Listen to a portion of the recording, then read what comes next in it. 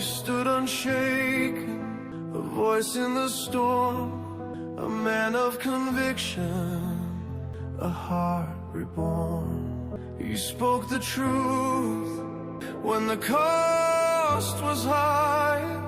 He lived for Jesus, unafraid to die.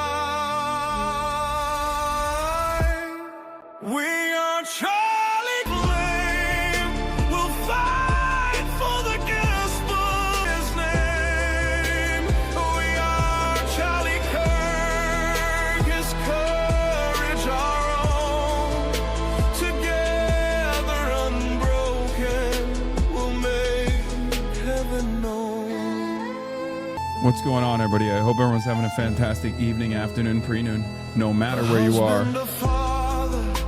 His family held near, a home built on scripture, on faith without fear. The world tried to silence, but his voice remains. Innocent echoes in Christ it sustains. We are Charlie Kirk Flame. We fight for the gospel, we'll honor his name. We are Charlie Kirk, his courage our own. Together unbroken, we'll make a heaven known. This is unironically my #1 Spotify rap song. It's not even a joke. There's more to the lyrics of the song that I didn't even know existed.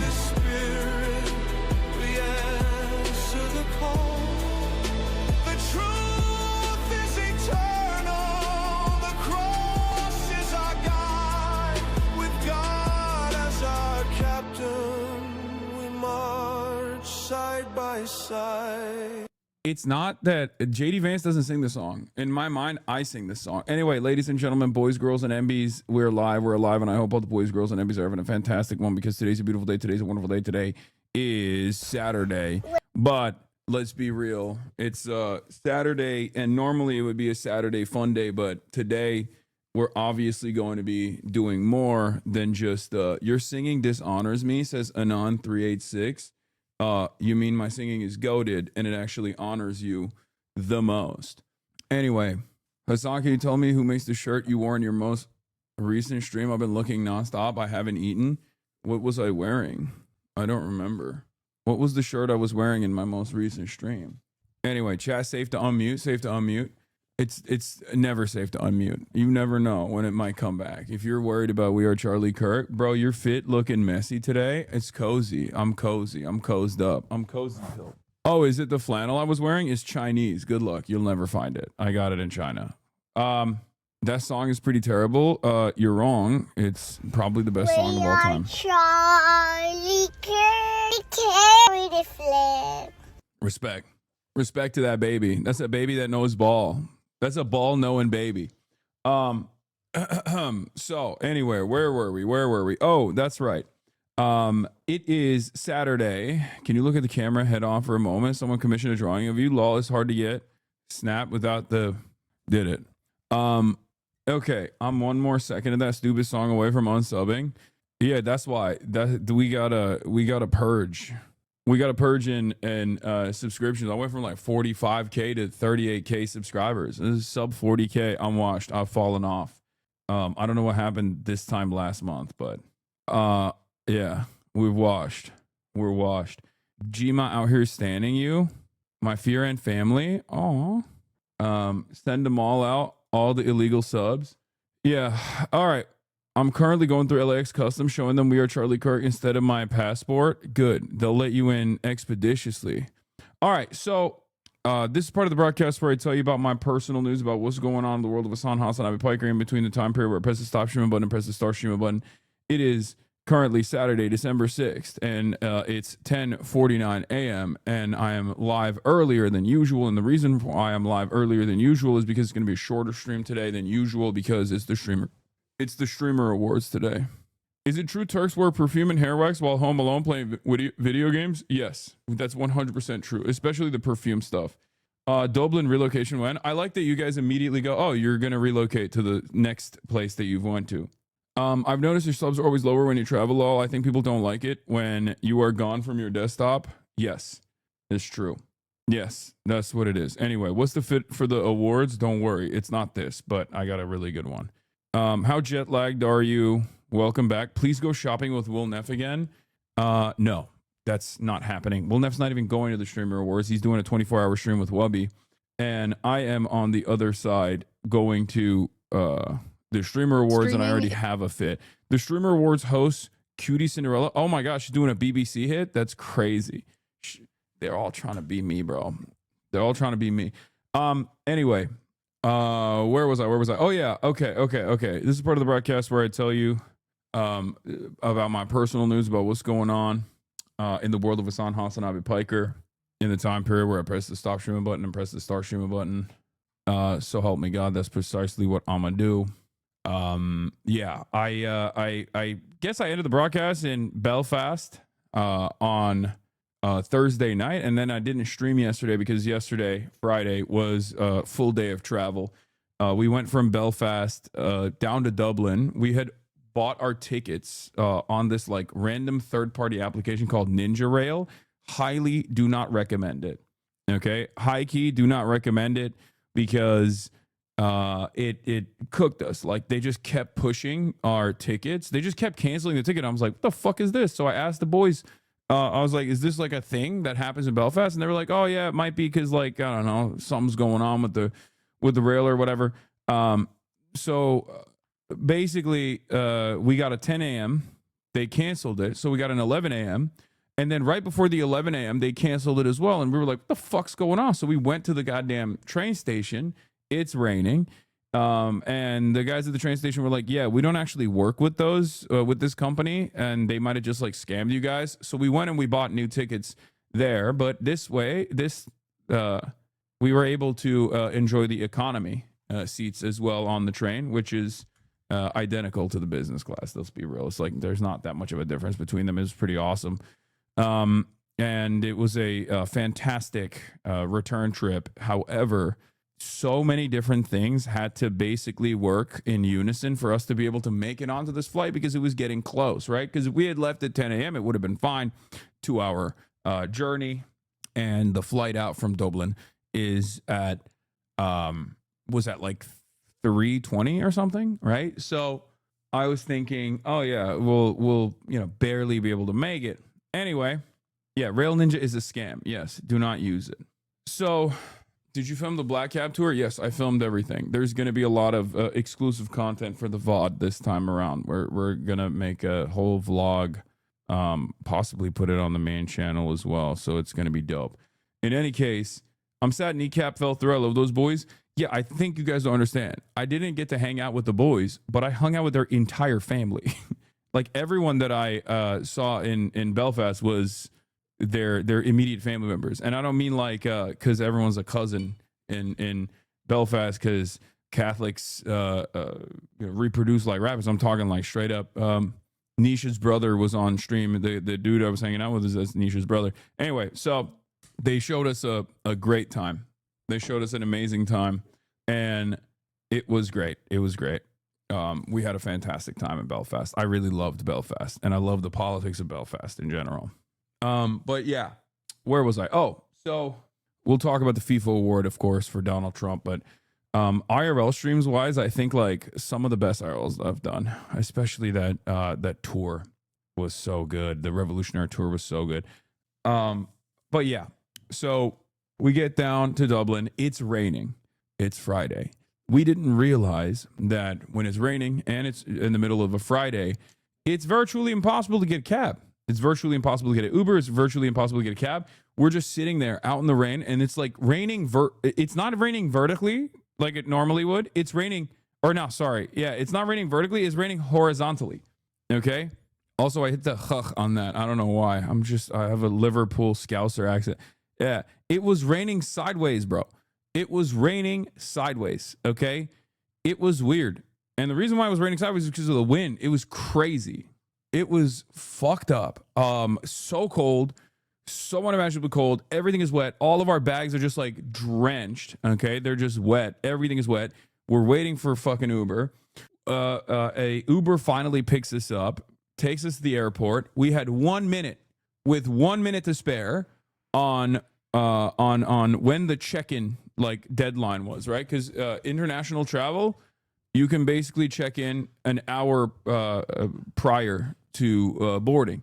So once you pass that hour prior to boarding, they don't let you check in your luggage. I had already checked in general, but I had to, you know, check in my luggage as well. So like I had to beg the people in front of us to cut because we had like basically 4 minutes or 5 minutes left at that point, and they let us cut it.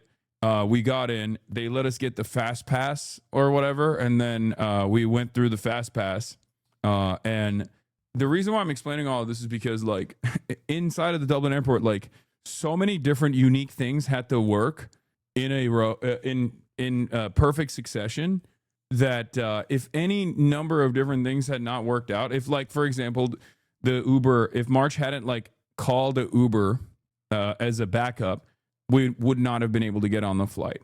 Typical American, you're always late. Yeah, the reason why it was actually like that this time around was almost entirely out of our hands. The reason, if I hadn't been like March, we have to go to the fucking train station. We can't try to get this ticket off of the internet.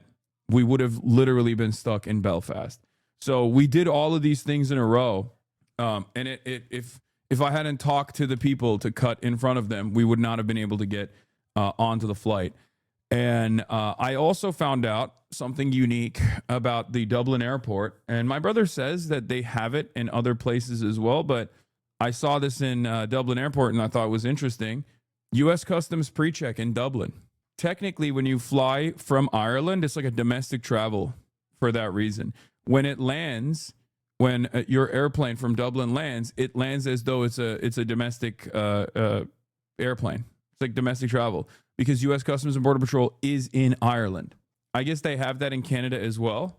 I didn't know that, but yeah, you get pre-checked. There is a literal American sitting inside of a booth, and it looks identical to the U.S. Customs and Border Patrol, and they make you do a secondary TSA screening where you still have to take your shoes off, which is weird because you don't have to take your shoes off at TSA in America anymore. But basically, it's you know, they have it's technically U.S. soil on the inside of the Dublin airport. It's odd, but it was very convenient once. It was very convenient once we actually were able to get to the United States of America. So that was cool. But yeah, we did that. I slept the entire flight. Slept so hard that I didn't even actually eat the food on the flight, because normally you get to at least consume the food, right? You know, but I slept so hard that they didn't even wake me up, or they tried to wake me up, but it didn't work out. You know, I burned through the entire flight, slept through the entire flight, got home.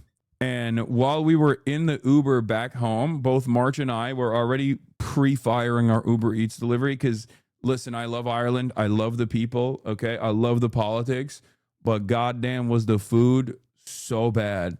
I'm sorry. Ireland, Irish food, okay? Irish food, potato chips are better than American potato chips. I will stand on that, okay? Or as they call it, crisps. Straight up better than America, okay? 100%. But food in general was so bad. Like the spice bag was the best thing I had. The spice bag was the best thing I had in Ireland, straight up. And it's not hotel food either. I'm not just talking about hotel food. Shut up. Hotel food is not a good marker, Unc. Oh my God, dude. I didn't just consume hotel food, okay? But basically, we pre-fired our Uber because like I needed some fucking spice and seasoning in my life. I needed it so bad. Marsh got burritos. I got Japanese katsu, chicken katsu, curry, tonkotsu. Like I got a bunch of different things, and I downed that shit while watching Severance, which, by the way, I'm almost done with season 2. I rewatched season 1 in its entirety on this trip, and it's bomb as hell. And I'm halfway through season 2. Okay. But yeah, excellent show. Apple TV is carrying the torch of premiere television. So Yeah, I basically fast traveled, passed out, and then instantly passed out again after I was done eating my Japanese katsu. I ate my Japanese katsu and I passed out again on the couch, lights on and everything. Okay. And then I woke up and then I passed out again, only to wake up early in the morning around 5 a.m. or 4 a.m. trying to go back to sleep. Couldn't go back to sleep. Worked out in the morning. You already know what it is. And we are here. Okay. I don't know why or how I end up doing this, but I just sleep so much after I travel. I sleep so much after I travel. I guess it's a good thing, or maybe it's because I have so much sleep debt where your Audi falls asleep on planes. Yeah, my Audi is a seasoned traveler. Do your suitcases get a break for a while? I think so. Are you aware your recent trip made Graham Linehan mauled? Who the fuck is that? Is that the really ugly transphobe guy? I'm not aware, but why would I be aware of that? But also, who cares? America fell apart without you? I don't think so. I think America was fine. Getting a white beard so young? Yeah, it's because I'm a Twitch streamer, and it has aged me tremendously. Like, look at this. Look at this. Look at this, bro. I have like white beards on the bottom of my chin now. It's seasonal. You're entering your Santa era. Guess who's sitting next to you today? Your Christian's calling me. So what happened? I heard there was some drama, some drams, but I have no idea what's going on. Your Audi games. Your Audi can sing vibrato. Your Audi Turkish oil wrestles. Your Audi wins all streamer awards. Yeah, my Audi is good. Well, I'm bad. You're gonna be full white by the time you go get 40. Yes, probably.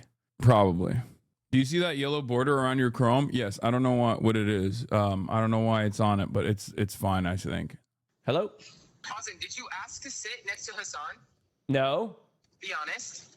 No. Be honest. Did you? Yes, I did. Okay, you're the reason our fucking table got switched. You hate gay people so much. Wait, you don't want to sit next to him?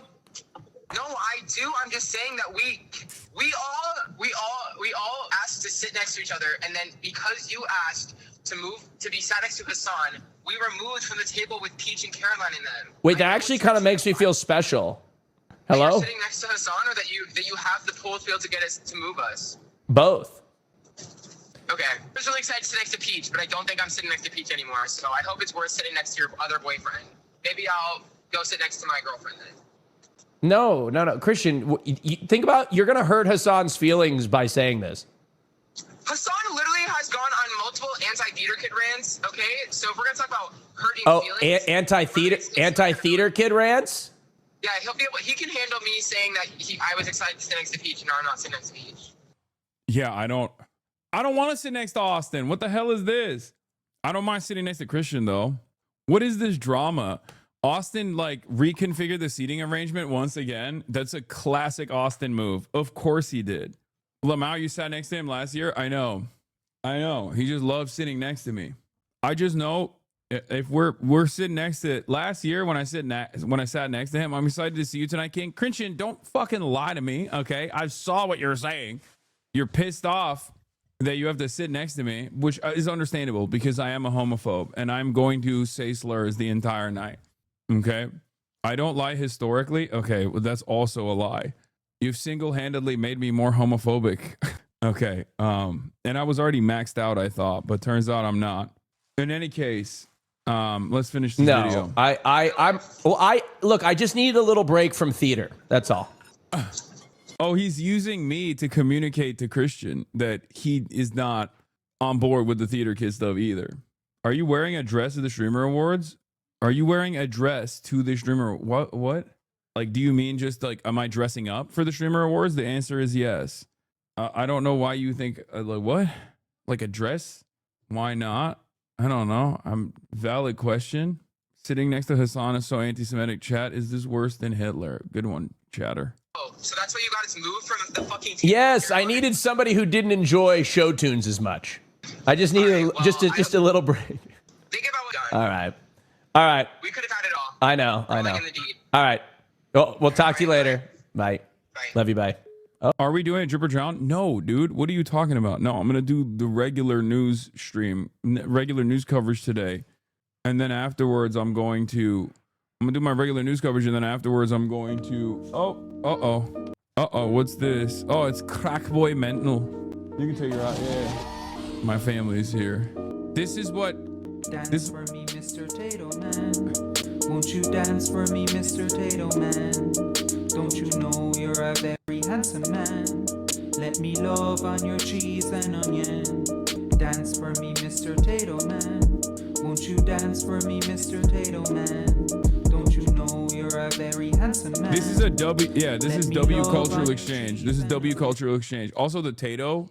The Tatos are pretty fire, bro. Is that Lacey? It's Lachlan.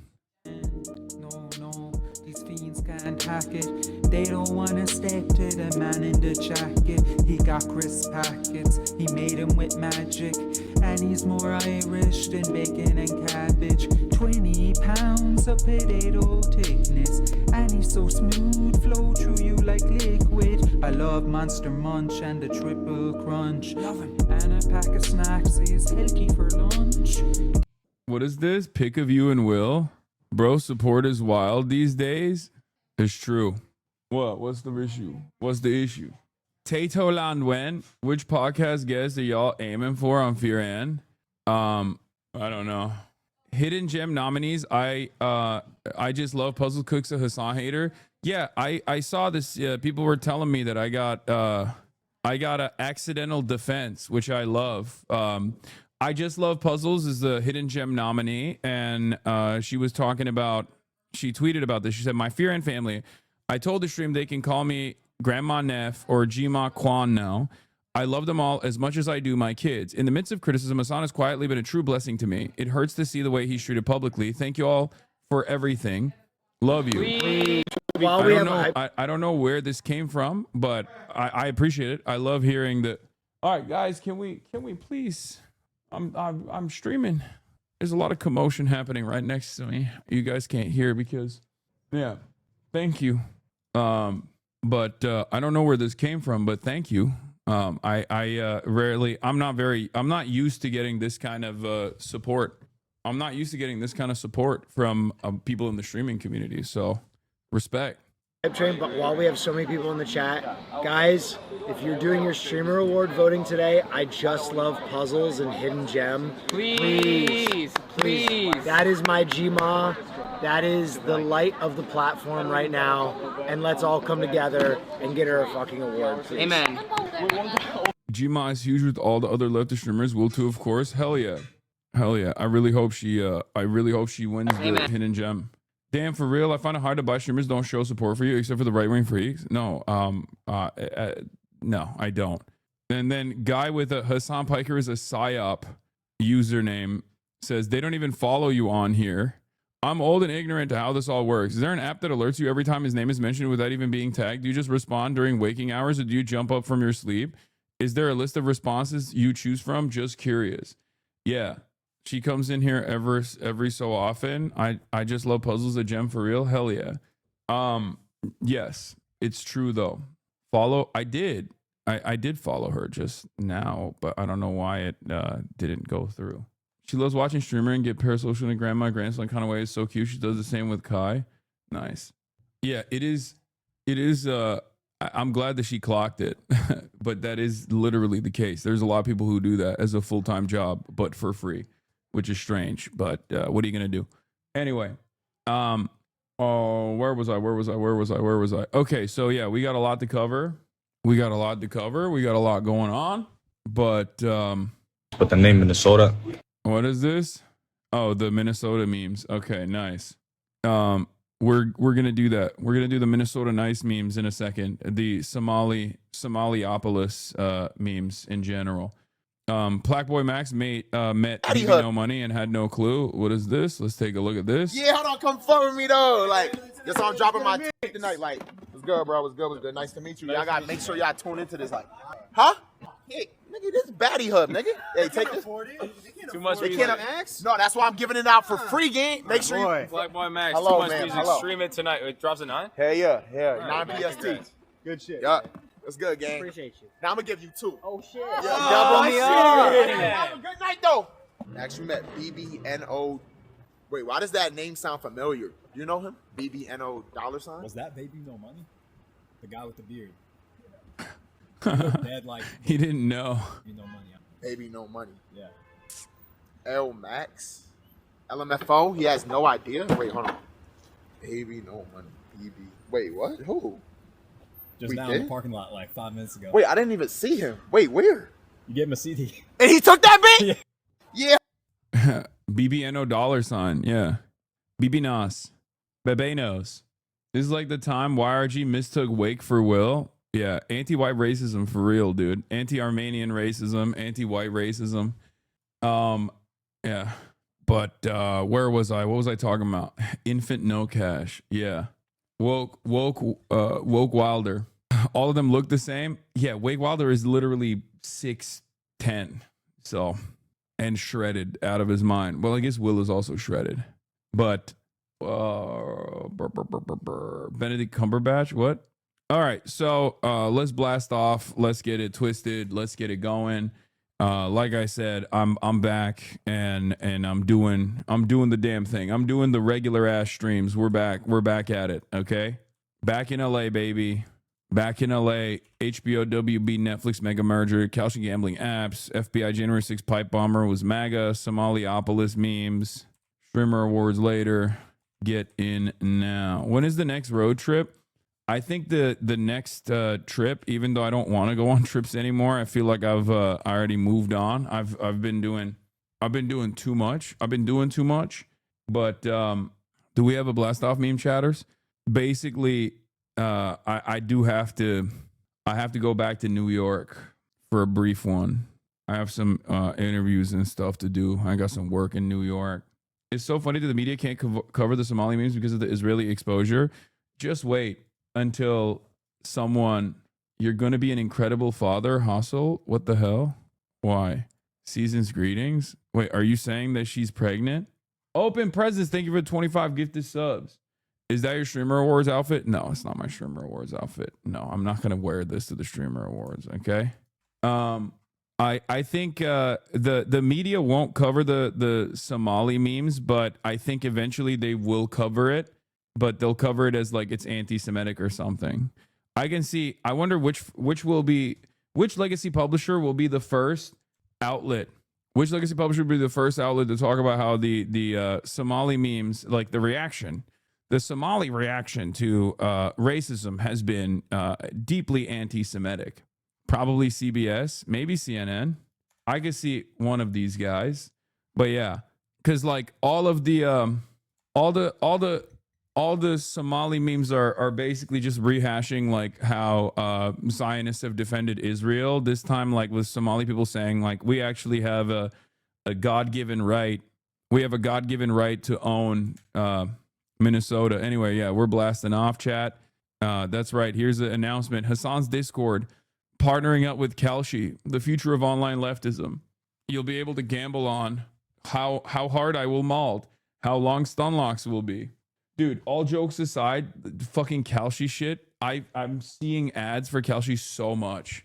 I'm seeing an endless amount of ads for KALSHI on my TikTok. It's all over the place. They are making an active effort. KALSHI came out of nowhere.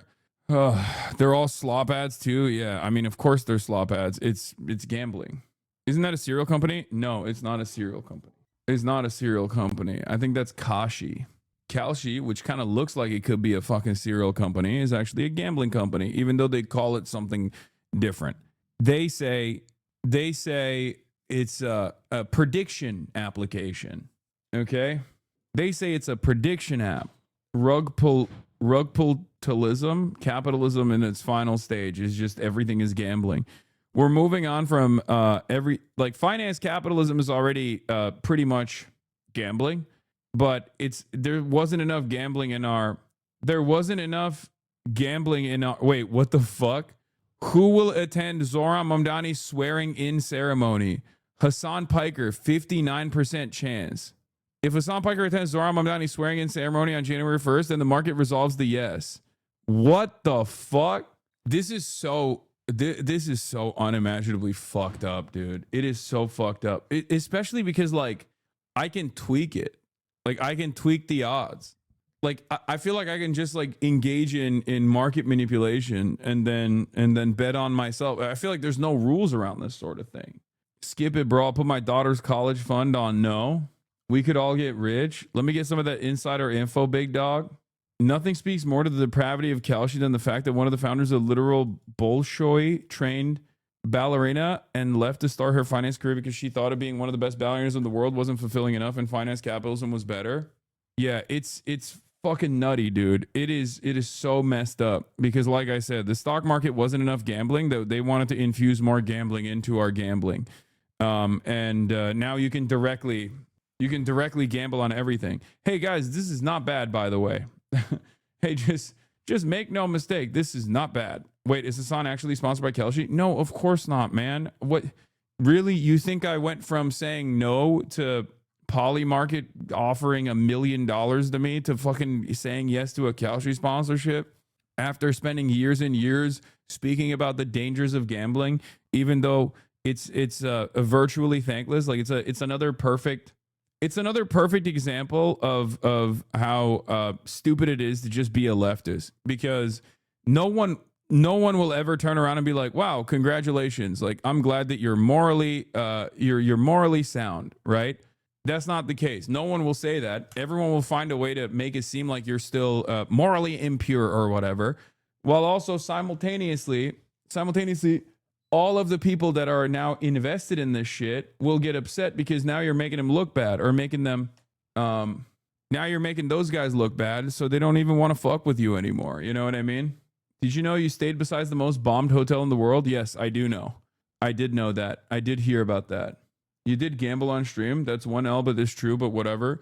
Yes, I went to a fucking horse betting thing in Hong Kong on Austin's stream, and I put money down. Yes. See, this is what I mean. This is what I mean. Do you see what I mean? Like, there are differences, okay? It's an event in and of itself. It's content in and of itself. I didn't get fucking sponsored to do that, okay? This is why. This is what I'm talking about. It's literally, it's so fucking exhausting and so annoying. This is what I mean when I say it's nobody grifts to the left for this reason, okay? Hold on. Radlib tendency, leftists are losers. Yeah, well, true, but in Woke 3.0, we will not do purity testing, and people does it will go to re-education centers. Hopefully. Oh, what the fuck? Shit. Check logs. Important. Have you seen Say Nothing on Hulu is about Jerry Adams and the Troubles? I have not. It's weird, like nobody gets mad when you go to Vegas and gamble, but you went to Hong Kong and you gambled on a horse race, so now you're a bad guy, just pick a fucking lane. No, I know.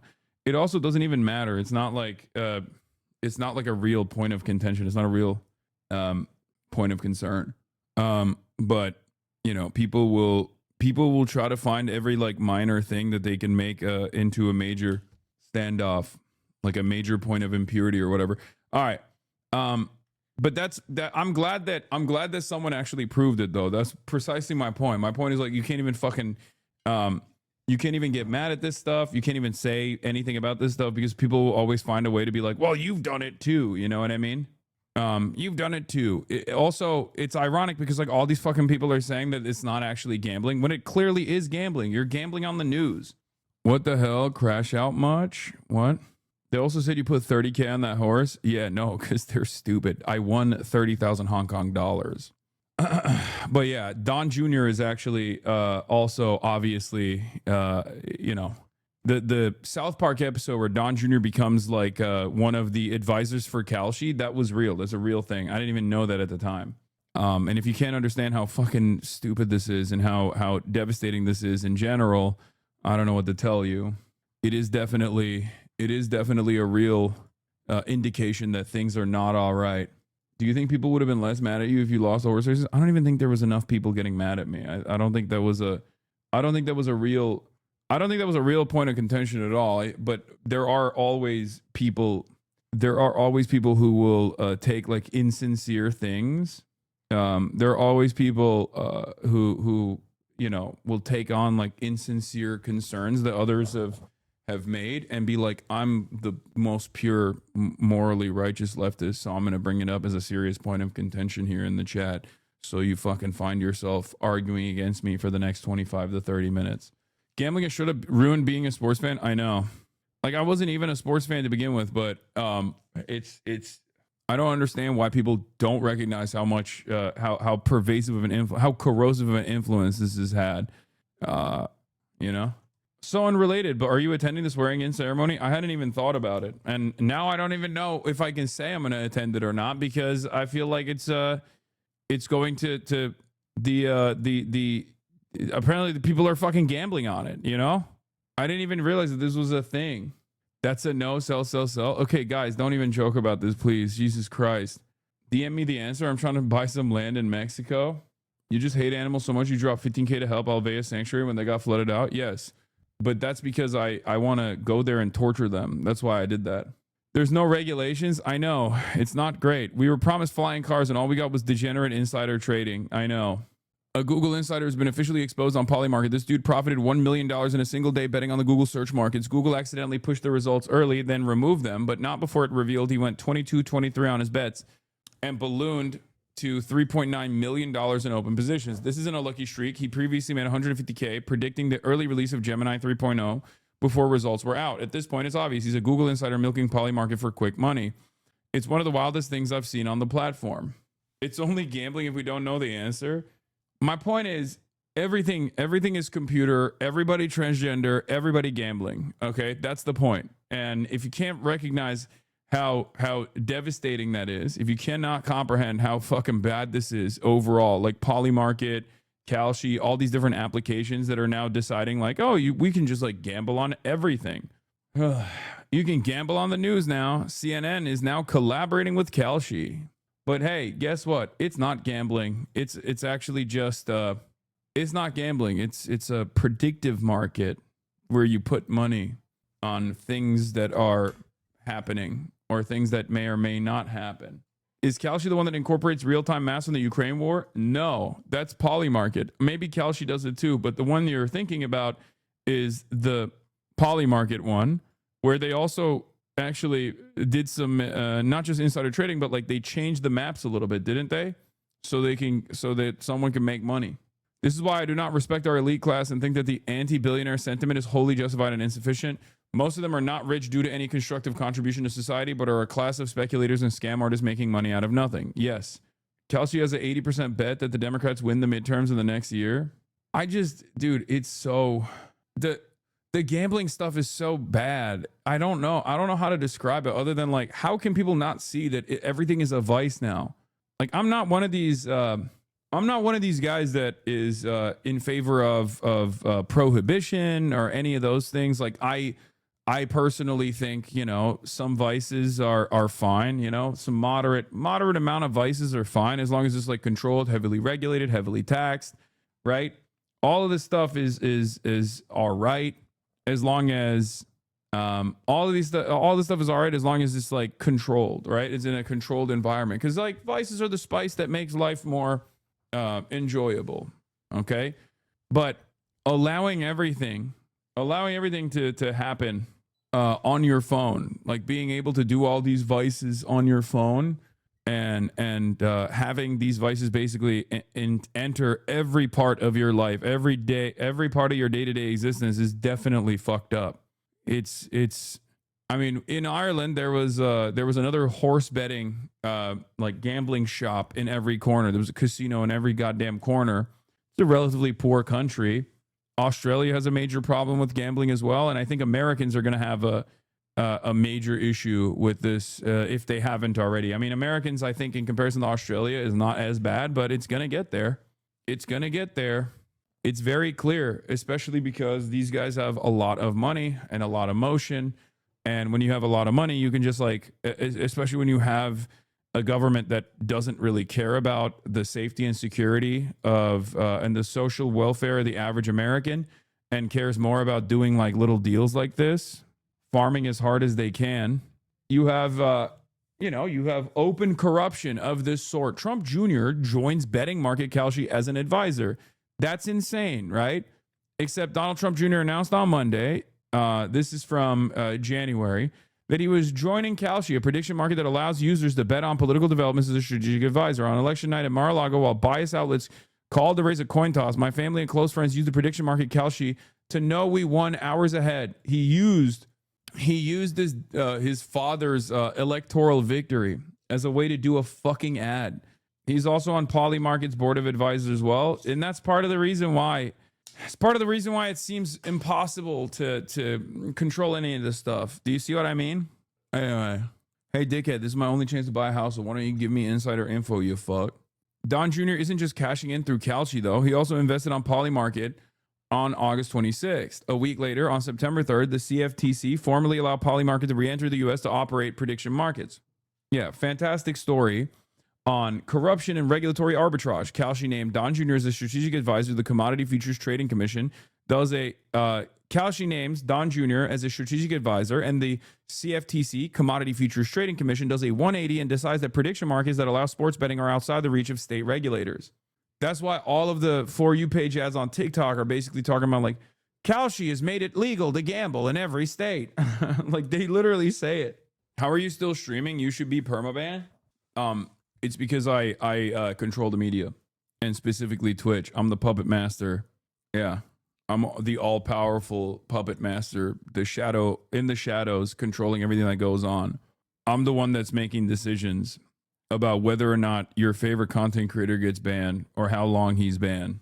I also control the government. It's HOG, Hasan-occupied government. Yeah. Damn King, an hour in and you're only sitting at 17K viewers. Talk about falling off. What the fuck? 13 month subscriber. Oh, former HasanAbi head. Yeah, I'm falling off, chatter. It's over. I'm gonna kill myself in a video game. They're farming clips. First, I don't get my Mufasa yesterday, and now we start Saturday with this. For fuck's sake, gotta love that sideways rain. How about reading a nice message like this one? You look nice today. Thank you. Anyway. Did I see Drew Gooden's last vid? Yes, he was. It was incredible. I loved it. How are Republicans criticizing Hunter and Joe Biden of corruption when it was more nepotism while they're literally doing the actual corruption? It's because everything that they do is good and everything that the Democrats do is bad. That's what it is. Truth nuke. Everything that the Republicans do is good and there needs to be more of it, and everything that the Democrats do is bad and there needs to be less of it. All right, so yeah, Benjamin Freeman, who is a KALSHI user since 2024, the YouTube channel of his own, says KALSHI is not a gambling company. Saying so is incorrect. I assume that people calling KALSHI gambling are uninformed rather than being defamatory, but KALSHI is not gaming. It's been decided in the courts. Please read the 15 pages of KALSHI X LLC versus CFTC before spreading misinformation, right? Adam John says, Lamau, it meets every definition of gambling, but please refer to this overly technical court ruling for why the thing that is obviously gambling isn't gambling. Good luck with that. Yeah. I assume, it's the reason why that court case was decided the way that it was is so that people can say, turn around and say, oh yeah, it's not gambling actually. That's it. That's the whole point. Everything sucks. All right. But no matter what it is, as long as it generates enough revenue, and then you can take all that revenue and then dump it into corporate lobbying, corruption, and also dump it into marketing, then you're fine. You can get away with it. That's all this is. And that's precisely what's going on with the sports washing that you see. That's precisely what's going on with all these gambling apps in general. It's a lot of things that I criticize are becoming increasingly normal and much more difficult to combat because they have enough money and they can purchase favors and they can purchase normalcy. They can normalize their existence and they can slowly but surely basically make their way into everyday existence all around. And the reason why I'm talking about this today, obviously, is because of the CNN collaborative relationship with KALSHI, which I think is pretty devastating. Some of this stuff is so crazy. That it literally is not even on Cyberpunk. Like these are things like this, like a betting app collaborating with a major news outlet, unironically is something that I don't even think exists in like a Black Mirror style dystopian future. Like it goes beyond previous cynical predictions, previous pessimistic predictions of how bad things are going to get. It's pretty interesting when the real world existence ends up outflanking the awful stuff that people are predicting in their most pessimistic in their most pessimistic moments. Mark, you've mentioned multiple times that you think prediction markets will be bigger than the stock market. What is it going to take to become $1 trillion asset class? It's pretty much already like a close to 100 billion a year asset class, right? Like, it's pretty easy to imagine a 10x from here. Like, we haven't even started. It's been a year. I think a very large number of people care, much larger than traditional markets. And I think retail as a pie has just been growing in the US, and I think it's going to keep growing. It's growing in the stock market, but it's growing outside of the stock market. The long-term vision is to financialize everything and create a tradable asset out of any difference in opinion. And I think if you do build a general purpose exchange that can resolve differences of opinions on anything, like, the TAM is quite massive, quite a bit bigger than the current TAM of the stock market. I think putting aside sort of the retail trading and the institutional trading product, like, there's sort of this separate product, which is like, we are living in a world where, like, we have an abundance of information, but there's a lot of noise, and, like, we don't really understand what's real from what's not. And prediction markets are an antidote to that. They do a very, very good job at distilling information and surfacing truth to people. And you're seeing this sort of massive shift where, like, people are using them whenever they think about questions about the future, you know, whenever they're debating about anything. And I think that trajectory is going to keep going. That's a new consumer habit that I don't think is going to be undone. Awesome. The co-founder of KALSHI says the long-term vision is to financialize everything and create a tradable asset out of any difference in opinion. I wonder what this will look like, dude.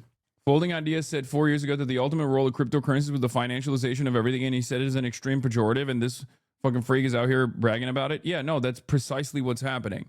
They want to financialize rage bait. They want to financialize rage bait, and also on top of that, as long as someone is like slated to make money off of it, they will also then manipulate the outcomes to the best of their ability. Like, you can, let's think about it from the perspective of streaming, right?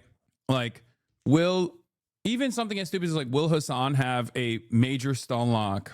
And this seems like kind of stupid to bet on, except as we saw already, there's like a bet going on KALSHI right now about whether or not I will attend the Zohran Mamdani swearing in ceremony. There was a bet on, I think, Polymarket about whether or not I would actually get arrested, right? And if you have enough financial interest, you can basically dump a shit ton of money.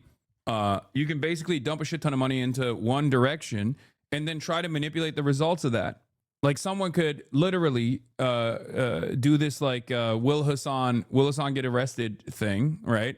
And basically dump like a couple $1 million into the yes option and then try to fucking swat me, for example. Like, that's so insane. Happens where I live. USA is not very far. I'm just saying, it's like, why would you say that, bro? What the fuck? I mean, this was a previous bet and it's not, it closed already.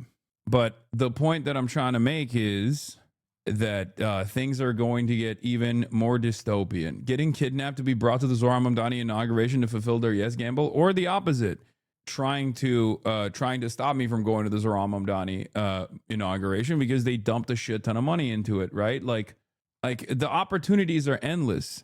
Financializing everyday existence for random people without their consent is so crazy. And I know that I think Cutie Cinderella talked about this as well, because apparently they wanted to set up like bets on the streamer awards. And even if they can't make it happen, they can spread out enough fake news that KALSHI might register it as real and pay out. Yeah, exactly. There was a verified poly market bet where the market resolution was the opposite of reality. That's also the other thing as well. It's pretty crazy that is, I mean, this is the Wild West of gambling now. And there is virtually no control over there's virtually no control over it, because who's going to stop them, right? Like, do you think that this current government is going to stop them? Fuck no. Donald Trump Jr. is already sitting on the board of both of these companies, right? He is financially invested in Polymarket and KALSHI. And as a matter of fact, instantly after his involvement, the government attitude changed dramatically as well. So we have a direct involvement from people who are not shy about utilizing their influence to, move things in a certain direction.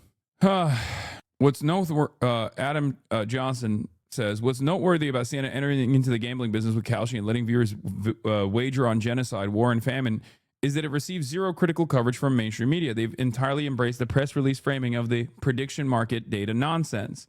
And it's pretty obvious that this is a gambling app, right? It's a gambling app that lets you gamble on innocuous shit. And yet, the media is not covering it as such. And the reason why the media is not covering it as such, or have any sort of interest in covering it in a sincere manner, is because they are financially incentivized not to do so, because they're openly collaborating with Kalshi. Like, people who freaked out, I know hypocrisy fishing is idiotic for the most part, let's be real. It doesn't work on people who are ideologically invested in a cause, and Republicans are ideologically invested in Donald Trump and his family. So let's be real, it's never going to work in terms of changing people's minds. But it is pretty crazy, because these are the same people that shit on Hunter Biden over and over again and shit on Joe Biden, because Hunter Biden trafficked his last name to get a nepotism job, a no-show job in Burisma in Ukraine. He didn't get any, he wasn't able to actually manipulate anything, contrary to popular opinion, with respect to Joe Biden's interventions in Ukraine. Joe Biden's interventions in Ukraine, as a matter of fact, played the opposite role of what Hunter Biden would have wanted. But regardless, this was a major point of contention for the Republicans.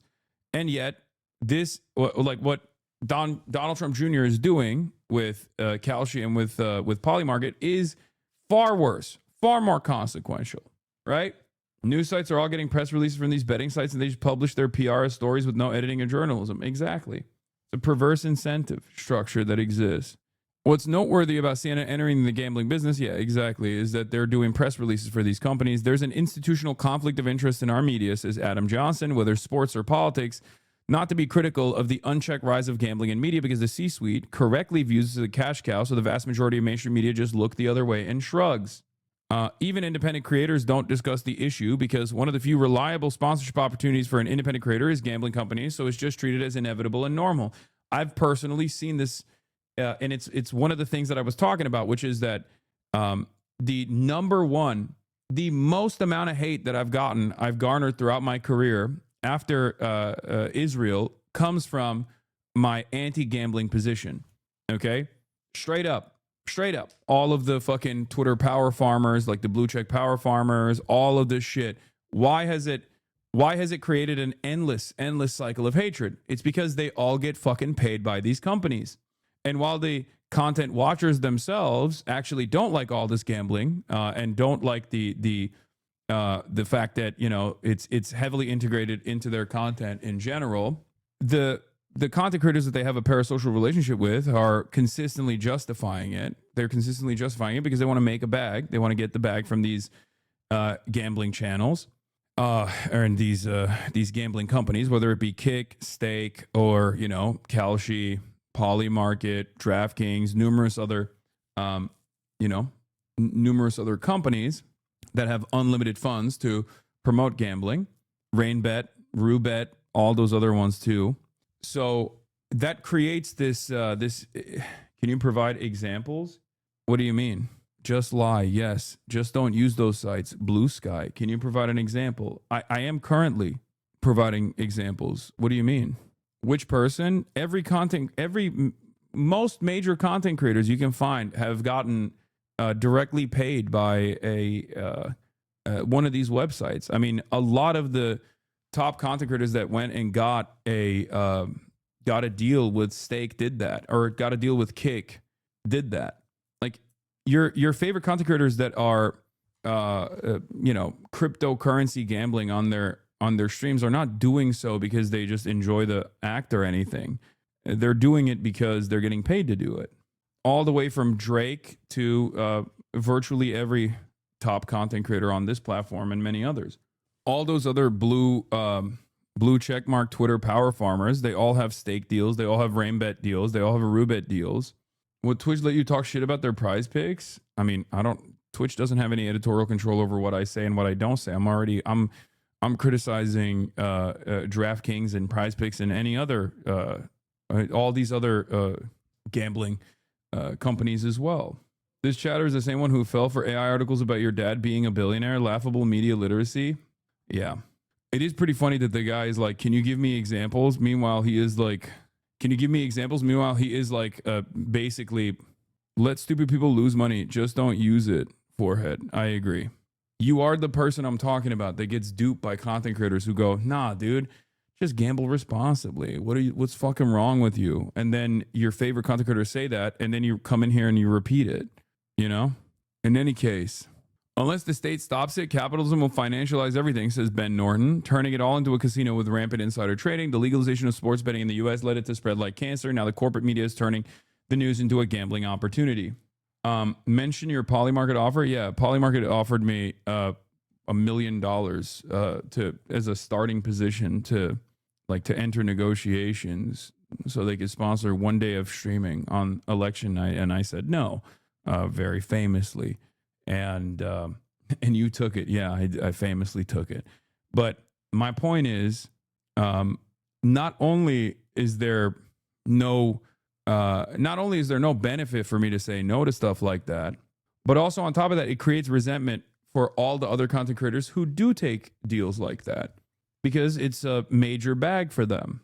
So then it creates this environment of negativity around people who are saying that they think this is bad because it ruins their opportunities, because there are people in their audiences that will turn around and go, why the fuck are you taking this ad? Do you understand? Because it makes them look bad a little bit. Not that there's anything you can do about it. The unfortunate reality is that it's virtually impossible to overcome the financialized interests. Come on, to be fair, not everyone has a moral backbone. I understand that. I saw like new interest polling on people's people's interests about certain things, and it's like creating a family was down. Like all the things that Republicans say they want people to do more of, all of those interests were down, and the only thing that was up was money. And I think that's capitalism in general. I think capitalism is basically creating an environment where the only thing you care about is trying to make money. That's it, and it creates this unique environment where, of course, getting the bag is the primary thing that you must do. You don't care about fucking being a good person. You don't care about like what the consequences might look like. It's all just about making money. And when the reality of the matter is, as people get poorer and poorer, okay, as people get poorer and poorer, they are more desperate for this upward social mobility, and they see gambling as an opportunity to do that. Okay. Desperate people will take a shot in the dark with the hopes that they will be able to win for once. And what they don't realize is it's actually not going to happen. Like back in the day, they used to call lottery tickets stupid tax. Now everything's a fucking lottery. Everything's a stupid tax. And capitalism, along with deteriorating material conditions, makes people more desperate and more reliant on these get-rich-quick schemes that in the past were correctly considered, stupid tax. Yeah, the American Values Index. I think this is it. In partnership with Gallup and the Aspen Ideas Festival, conducted the inaugural American Values Index. And things are getting worse and worse. And there's virtually no way of stopping it. Even independent creators don't discuss the issue because one of the few reliable sponsorship opportunities for independent creators is gambling companies. It's difficult to tell where the line is with these things. Almost no one wants to criminalize gambling as such, but the full-blown corporate financialization of every unpredictable event in our lives is clearly out of control and definitely should not be integrated into the news. I also personally think that if, this is what led CNN to openly promote that they have a sponsorship or a partnership with KALSHI, the everything betting app. And this is the reason why they don't call it a betting app or gambling. They call it a predictive marketplace. I think it's journalistic malpractice to do that, but they're incentivized not to. And it's pretty devastating. The U.S. is creating an economic system that incentivizes everyone to use their insider knowledge to gamble on everything and try to scam everyone else who don't have insider knowledge. Yeah, going back to the Google insider who's officially been exposed on Polymarket. There was also another story about this where everything is turning into a casino. There was another news story about this where they had it was Polymarket, right? That actually changed the outcome, or someone on Polymarket was betting on the Russian invasion of Ukraine, and they actually changed the there was an unauthorized edit to Ukraine's frontline maps or something. And the speculation is that because they were because someone was making money off of it, that they actually did this unauthorized edit to Ukraine's frontline maps. Like they straight up manipulated it so that the bet could close. 1 hour and 30 minutes and still talking about the blast off meme. Wait, what? No, what are you talking about? This is what I wanted to cover. This is not just like me talking about the meme in my blast off tweet. This is the actual meat of the story. This is something that I wanted to talk about. It's in the title. Worst part is the war maps are not official in any way. Every war map is updated by some map autist guy who pinpoints soldiers' presence from like a 144p video, so it's easy to manipulate. Yeah. Hustle culture is going to lead to the collapse of our civilization. I think the hustle culture is growing as material conditions worsen. That's my opinion. I think it's a byproduct of how bad things are. When people are hungry and they're desperate, they lean into, and they know that there is no regular upward social mobility with a 9-to-5 job. They just take whatever remains of their disposable income and dump it into something like this with the hopes that they can actually get a leg up on everybody else. We saw a version of this already. We saw a pretty accelerated version of this with the whole NFT stuff, right? And with shit coins and the like. And it was obviously only going to get worse. Isn't this just what crypto is? Yes. I mean, it's also another version of an unregulated, unverified, unregulated security or an asset. But this time it's just pure gambling. America, in many respects, is the perfect place to do this because American culture, like America was the proto-capitalist nation, and American culture is very much hyper-individualistic. It's always about like getting your money up and not your funny up. So in many respects, this is like a perfect opportunity, a perfect country to do this kind of thing, especially at a time when people are fucking suffering. So they create this incredibly reliable base of support, and people end up straight up fighting to preserve this structure that actually exploits them, that actually relies on how vulnerable they are, that relies on their desperation. Because people go, what do you mean? You just don't want me to fucking win, dude. Fuck you. Why are you telling me that this is bad? I have no other option. I have no other alternative, says you, rich guy, right? And that's what it is. It's pretty horrifying when you think about it. But ultimately, is this the American values one? No, I don't know. Hold on. Let me see if I can find it. I'm trying to find the exact tweet that I saw. I think maybe it was generational. I don't know. Who was it? Here. I think it was Matthew Zaitlin that posted it. Yeah, this was what I saw that I thought was interesting. I don't know exactly which. Oh, this is from Wall Street Journal's news exclusive. Yeah, percentage who say these values are very important to them. Patriotism, super down. Religion, super down. Having children, down. Community involvement, super down. The only thing that's up is money. And it's ironic because I think these are all the values that Republicans want people to have. But Republicans are so hyper-capitalist that, ironically enough, they are even more responsible than the Democrats for all of these values going down. Because why the fuck would you feel patriotic if you feel like your country doesn't actually care about your best interest? You know? You don't give a shit about community involvement when it's virtually impossible for you to be involved in your community, when you don't have time to be involved in your community, when you don't have time or money to have children. And all of those things go down. All of the moral investment or the social investment in those things go down because material conditions are worsening and people are more isolated than ever before. And it's not an accident that the interest in money or values such as money is going up, because that's the only thing that offers you a semblance of freedom. In the past, you could have time. You could be invested in your country. You could feel hopeful about your future because you could just have a job that at least like allowed you to pay for your whole family. You know, you worked hard. but you were able to own a home. Now that you can't do that,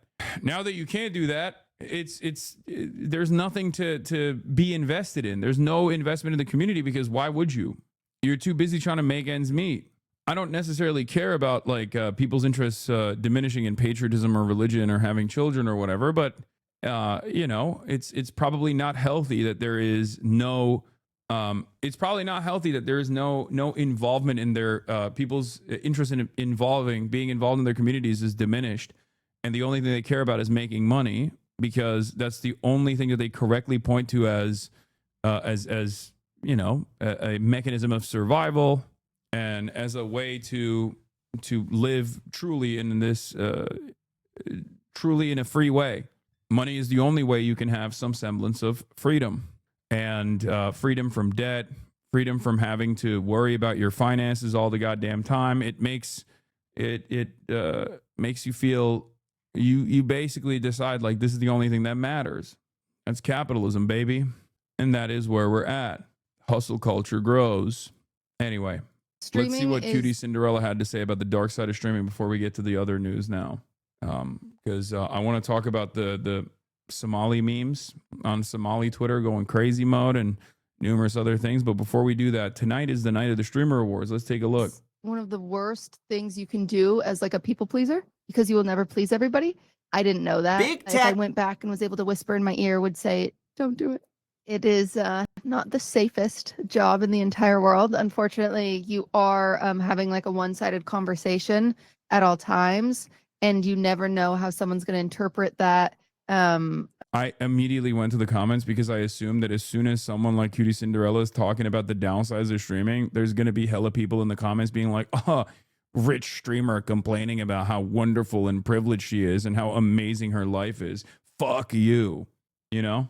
Unfortunately, some people can have some delusions, and that leads to some safety issues for yourself. And even just like swatting is something that's incredibly scary and has happened to us multiple times, unfortunately.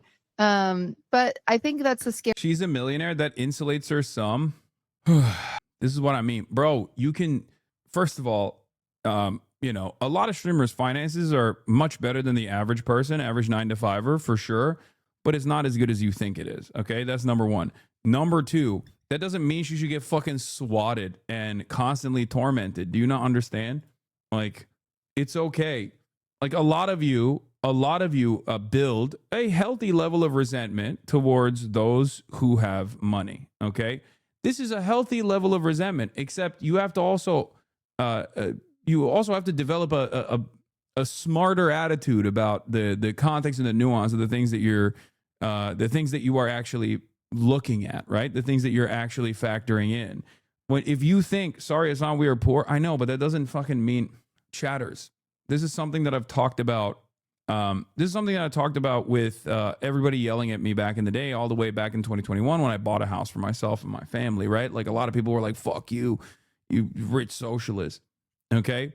And I, at the time, said it's healthy to develop a resentment towards those who are wealthy. But you also have to remember, like, you know, how much control does Cutie have over the machinations of capitalism? None whatsoever. Okay? None whatsoever. Twitch streamers are simply accessible. Okay? That's it. So at a certain point, you have to remember, like, am I yelling at this Twitch streamer because they're actually doing something that is fucked up?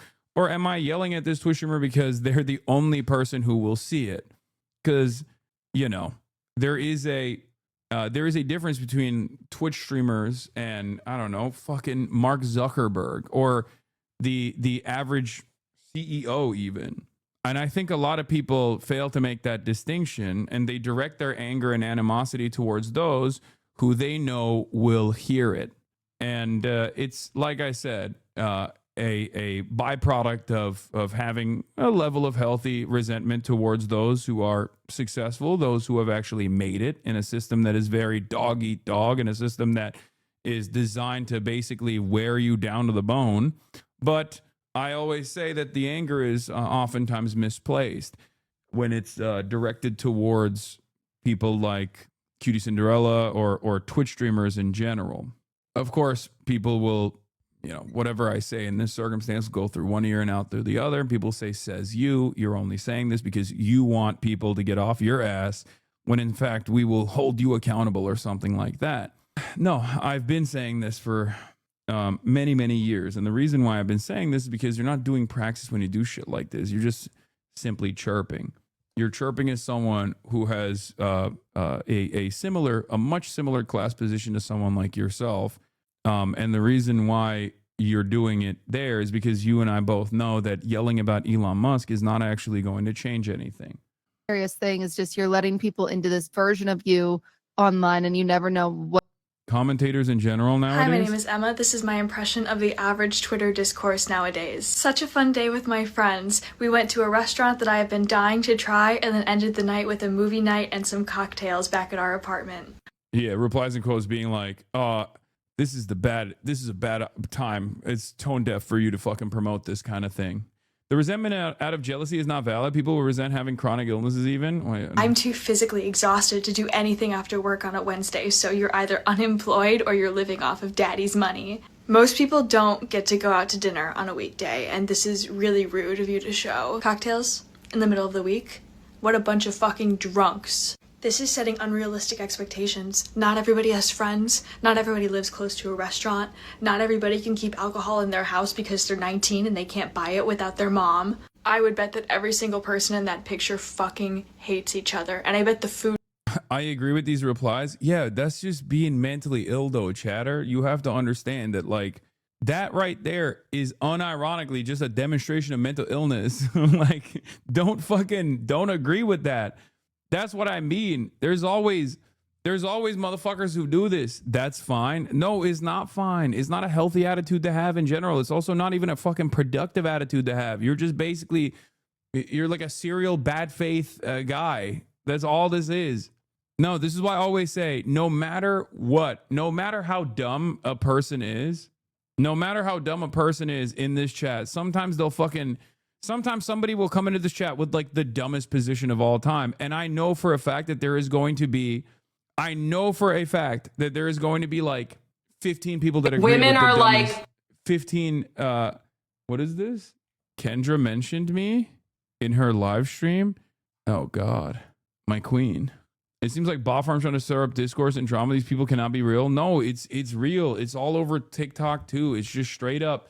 I think it's because people are just very desperate and people are lonely and people are sad. And this is the only way that they can express their sadness, by simply being like, I'm in a fucking shitty ass mood. How can I actually make other people also get into a shitty ass mindset in the way that I am? And if there's enough people with that same kind of shitty ass mindset, they will highlight this. They will fucking hype it up. Suck too. Just a reminder that this... She warned you? Somebody warned Hassan Piker that the lady that fell in love with her... I bookmarked this? What the fuck? This was from 1 day ago? Did I bookmark this? It must have been HasanAbi. Psychologist is coming for it. Uh-oh. Bro, in all seriousness, being mentally ill is still part of the bigger issue you're describing, so just calling it out like this, we should ignore or criticize them is kind of pointless. Consistent mental health care is also not affordable to most. I bookmarked it to send it to you, Lamau. Oh, HasanAbi did bookmark it. Nice. Okay. is not normal. For the record, I'm not... There's a whole space of pandering woke scolders in a lot of these communities. You got to call them out for being absolute losers. The thing is, I don't think... While I understand the systematic factors at play, I'm not going to fucking sit here and also baby people for having this kind of opinion or having this kind of like expression. Do you see what I mean? And it's a tightrope. It's a delicate balance, and I understand that. But you know, there is a back and forth here. There's a back and forth here, and then you know, sometimes you just got to call it out a little bit, right? To be fair, Unc, if you post something online, you got to be able to take the flame. No, telling me that shit. Are you fucking kidding me? Telling me that shit. I know. Just stop being poor. Stop being a sad loser. Pick yourself up by your heartstrings. People are lonely and people are sad. I have a job that is holding paper and collecting passive income. I also advocate for sex workers. People's passive income will pay for people who say they have to sell services out of desperation. What? My point always is, I understand the systemic factors at play that make people feel like this and make people desperate, but also they should, you know, try to hyper focus on more productive avenues. Okay. This is why I always try to redirect people back to organizing in their communities. Okay, the poors are envious. Yes, that's not what I said. What are you talking about? Oh my God, why are you doing this to me? Why? Why is this every day? This is not productive discourse. Professionally misunderstanding a content creator in the most cynical framework is not actually moving the needle in the appropriate direction in your life either. That's like unironically the entire fucking point that I was making. And you are proving the point that I'm making. There's never been a moment where I said any of those things or even implied any of those things. And yet here you are straight up fucking doing that. A lot of you are doing that actually. Every fucking argument devolves into I like pancakes. Oh, so you fucking hate waffles. I know that, man. We get it, Jesus Christ. I don't think you get it because you're doing the thing that I'm talking about. Every conversation on the internet is basically designed to invoke this kind of reaction. And it's also getting worse because now KALSHI will allow you to bet on these sorts of things, okay? Rage bait is monetizable. We're so fucked. We are so fucked, dude. We are so unimaginably fucked. Anyway, is outrage culture and rage bait mixed with concern trolling? I know. Just put 5K on the duration of the KALSHI stun lock. Come through for me, Unc. Yeah. It's not normal to have this many friends. It's not normal to go out to eat on a Wednesday. It's not normal to have the ingredients handy to make a cosmopolitan in your kitchen. And it's not normal to have an HBO subscription to be able to watch Sex and the City. You don't need to compare yourself to people like this. A lot of people don't realize this, but having more than 2 friends is contributing to the rise of fascism in the United States. Yeah. Anyway, let's get back to this now, which was my speculation. Was that as soon as Cutie Cinderella says like, yeah, there's a dark side to the streaming business that a lot of people are not aware of, which is like an unhealthy association or unhealthy parasocial relationships that turn into like stalking and things of that nature. And then also simultaneously, swattings and incidents like that actually put your safety, that actually compromise your safety pretty traumatically. And there are instantly people being like, oh, woe is me. You're right.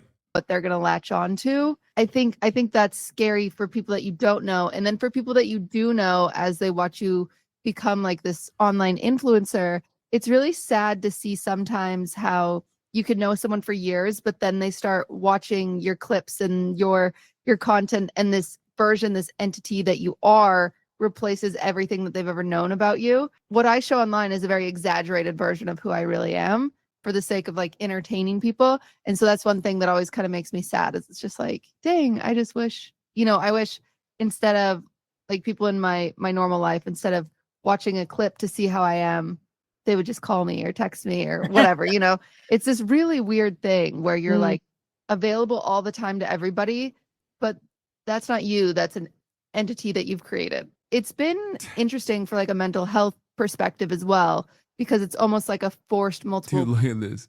Don't focus on me and my friends. Ironically, I literally said that. Okay. Turns out we don't agree with you, dog. Hasan is dumbfounded. He can't change our minds. Boo hoo. This is heartbreaking. How does she do it? You're right.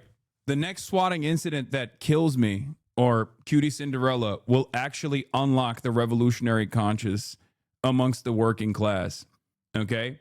Next time a stalking incident occurs and a Twitch streamer fucking dies in the process, your boss will actually call you up and say, hey, chatter, hey, worker, your life is going to improve dramatically from this point on. Your landlord will go, hey, you know what? Actually, this month's rent is on me. I agree with most of your takes, but this is hyperbole. No, you don't understand that you are also leaning into the toxicity by yelling about a person who has no power over your life. That's the whole point. It's not a woe is me situation. The BBC is directly asking this person like what the downsides are of fucking Twitch streaming, or just like this environment that we're in. You have to also understand that like we're not, actors on a screen. We're just like real fucking people. Personality. When you're an actor, you have a role that you're playing. Just the chatter is right. Who you cares are about Batman. this? Just be a professional victim. Amazing. Oh my God. Once again, this entirely revolves around. This is the thing I don't understand. Why the fuck do you guys watch streamers if you just hate them? Like, I don't really understand that. If you hate people, why the fuck do you watch them all the goddamn time? Like, it doesn't make any sense. It just doesn't. It doesn't fucking make any sense whatsoever. Do you not understand that that is like making your mindset worse overall? Like consistently watching someone that you fucking hate is putting you in a worse mental space than you otherwise would be if you didn't watch someone that you hate all the fucking time. And so be Batman. And it's easier to separate compared to like, I'm Blair, but when I push go live, I'm Cutie Cinderella. What does that mean? Right. And so it's a really interesting thing that luckily I've had a lot of therapy and I've been able to kind of navigate it. But it is, a lot of people don't think about that. You know, even recently we had issues with at TwitchCon. There was a lot of criticism there about the security at the event because of a female streamer who had a male attendee, you know, grab her and try and kiss her. Do you fear for your safety? I do think, for the record, the worst part about this kind of unhealthy attitude that people have is that there are genuinely a bunch of content creators who lean into that to make themselves feel like they're closer to you, to also lean into this like negative perception, to be like, yeah, actually, these guys are fucking chirping. They deserve this kind of thing. Oh, woe is me. And they're super rich, like they deserve it. Meanwhile, they are fucking super rich, and they're basically trying to redirect your attention to other people. They're trying to fucking make it seem like they're closer to you, when in fact they're gearing on this kind of hate watching. They're farming it. They're farming you. Okay? Nobody gives a fuck. Get to the news. Could it be all that nobody gives a fuck about the dangers of streaming? It's dangerous and stop doing it. Nobody gives a fuck. Nobody here wants to learn about how hard your job is. Put the news in the bag, little bro. Jesus Christ, dude. Fucking calm down. I'm an incredibly fortunate person. Okay? I talk about my privilege all the fucking time. You're just an asshole. What the fuck? I mean, you can keep watching. You just can't chirp anymore. At times when you're in this kind of public eye, and or what? Also, this is news. This is a BBC story. What is life like as a popular female streamer?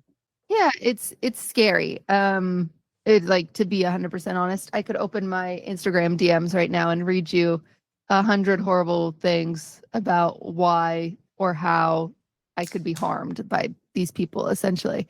I don't. Which is horrible. I mean, that's it's weird. I own a craft store that I opened last January. I opened it up, so I have like a public-facing brick and mortar because I thought it'd be a fun. You know, I love crafting, so I thought it'd be fun. Unfortunately, it's gotten to the point where I can't. If you want to sincerely understand, people watch because they want you /streamers to live the lives you lead, and then they get upset when you complain. It's very one-dimensional. Don't think too deep about it, to be honest. People want a simple and ideal, non-complex aspirations without downsides to believe in. I mean, I guess. Streamer culture is a time bomb by Dr. K. He made a video on this. Celebrities have always been, celebrities have always been seen as like animals in a fucking zoo. The thing with Twitch streamers in general, though, is that they're infinitely more accessible. So like all the fandom that is all the fandom that's created around like a traditional Hollywood celebrity is perfectly manufactured. It's perfectly manicured. They are designed by PR groups, right? Whether it be relationships or things of that nature. And there's also a level of healthy separation between a traditional Hollywood celebrity and their legions of fans, right? And the legions of fans also make up the idolized version, this completely manufactured version of the celebrity. So their expectations of all celebrities is far different. And this extends to Twitch streamers as well. Although Twitch streamers are closest, I would say, to like the average person in the entire entertainment sphere, from musicians and actors and, you know, all these other different types of celebrities, Twitch streamers are the most accessible. And that's precisely the reason why there is a parasocial relationship that develops with these Twitch streamers, because they're like, oh, he's just like me. He's just talking into a mic. And it's true. There is a truth. There's truth to that. We are just incredibly fucking lucky, right? And I think that is part of the reason why a lot of people develop this like a very strange attitude where they go from feeling a sense of loyalty or a sense of love towards their favorite streamers to like a sense of resentment, and it can snap very quickly. It can turn into to bitterness and anger and resentment and hatred, like a scorned lover. Exactly. And oftentimes all it takes is like one thing for people to flip. this is part of the reason why I think a lot of people are very worried about talking about divisive topics on this platform, right? There's a lot of fucking content creators who try to be as political as possible. And I don't mean talking about politics. I mean, be as political as possible with the relationships that they have with other content creators and not talking about certain things, knowing full well that if they do talk about certain things, they have the capacity to alienate people. Part of that is because of the financial incentive, but part of that is also because, they're worried about people snapping on them and then fucking becoming like massive stalkers. But ultimately, yeah, diplomatic. When I say political, I mean diplomatic. I think that this space in general does create this medium in general, because there's so much back and forth communication with the audience. This medium in general creates this puppet master micromanagement, this unhealthy relationship that revolves around micromanaging your favorite content creator. And it can be something as simple as like people being like, oh, I don't like the way you dress today, down to trying to interfere in your life in a very meaningful way that goes into like obsessively stalking and cyber stalking a content creator and trying to fucking ruin their lives. I think that's where it comes from. It's because it's just basically it's on the same playing field. You type "stop biting your nails" in the chat, or "why are you eating loudly" in the chat. That's one thing, but that can also lean into people going, "Hey, where is Electro Dog?" For example, like this chatter quite literally is proving the point that I was making, right? Like it goes from like, "Hey, I don't like that you did this or did that," to I'm going to obsessively come back in every single day to micromanage every single thing that you're doing, and slowly but surely develop like a level of hatred towards the content creator. But ultimately, this is the point. Most people just want to be seen, right? Most people just want attention. They want to be seen. They get a dose of dopamine off of that.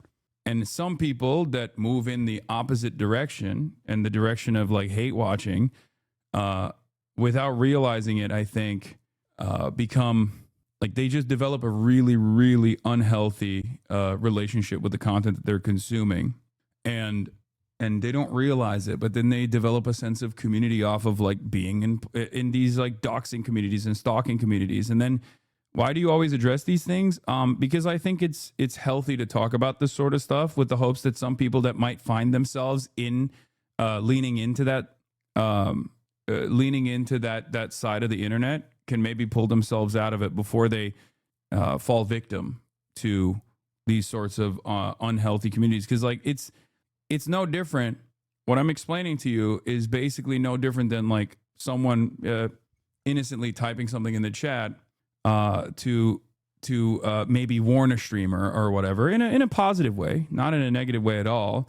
But the maximalist position on that is like swatting a Twitch streamer while they're live streaming, for example. That is like the ultimate way of manipulating a streamer's life, when you like put their life in danger, right? Like a lot of people get off on being able to, a lot of people basically get off on the interactions that they force with a streamer. And if they don't get that if they can't get that from like a back and forth conversation with the streamer, they look for more and more extreme versions, like more and more extreme examples. Is your community at the end of the day, but I strongly disagree and believe that this creates more hostile place, kind of similar to other certain right people you won't name? What do you mean? This is called cleanup. A lot of people get upset when I do it, but I think it's valuable to do it every now and then. Can't go there because we've had men show up looking for me specifically in an unsafe way, and it's even like had to make me hesitate to see how long I can keep it open, because it's just because I don't want it to be unsafe for my employees, and so it's always top of mind. I think like one of the reasons I publicly announced that I wasn't going to the Twitch convention, because I did want to. Things haven't been going great. Unfortunately, part of like some contracts I had, but I publicly said that with the intention of throwing people off my trail. Is there something, you know, that you, if you could tell yourself starting out streaming, what would it be? Is there something that you wish you kind of knew when you got into all of this? You know what's funny? I have the worst advice for this. Okay. I always describe it. I describe it as like streaming is one of the worst things you can do as like a people pleaser, because you will never please everybody. And I didn't know that. So the biggest thing I wish I could do, if I went back and was able to whisper in my ear, would say, "Don't do it." Really, even Yeah. with all the kind of benefits, yeah, that you feel like no, it's. Yeah, it's this funny thing because now that you're deep, I mean, this is my job and it's a very hard one to leave, right? Because I'd feel guilty. I have an audience, I have success, I have, who am I to throw away this incredible opportunity? And so there's a lot of things that I think about, but it's hard. It's hard when I say it's like death by 1,000 cuts. One paper cut can't kill you, but when you get it again and again and again and again and again, it's hard to stay standing. It does get to you no matter how much, like, I don't read comments. I don't, I avoid it like the plague, but there's only so much you can do when my job is to be online. My job isn't to go on stage and sing or to be in a movie. My job is to read a Twitch chat and interact with them. And yeah, there is truth to this. Like, there is truth to this. Like, when the medium itself, when you're a part, this is why I say Twitch streaming is like the bottom of the barrel in the entertainment industry. Like, straight up. It's the bottom of the barrel in the entertainment industry because there's no separation, because the entire content or the entire medium revolves around having a back and forth real-time correspondence with your community, right?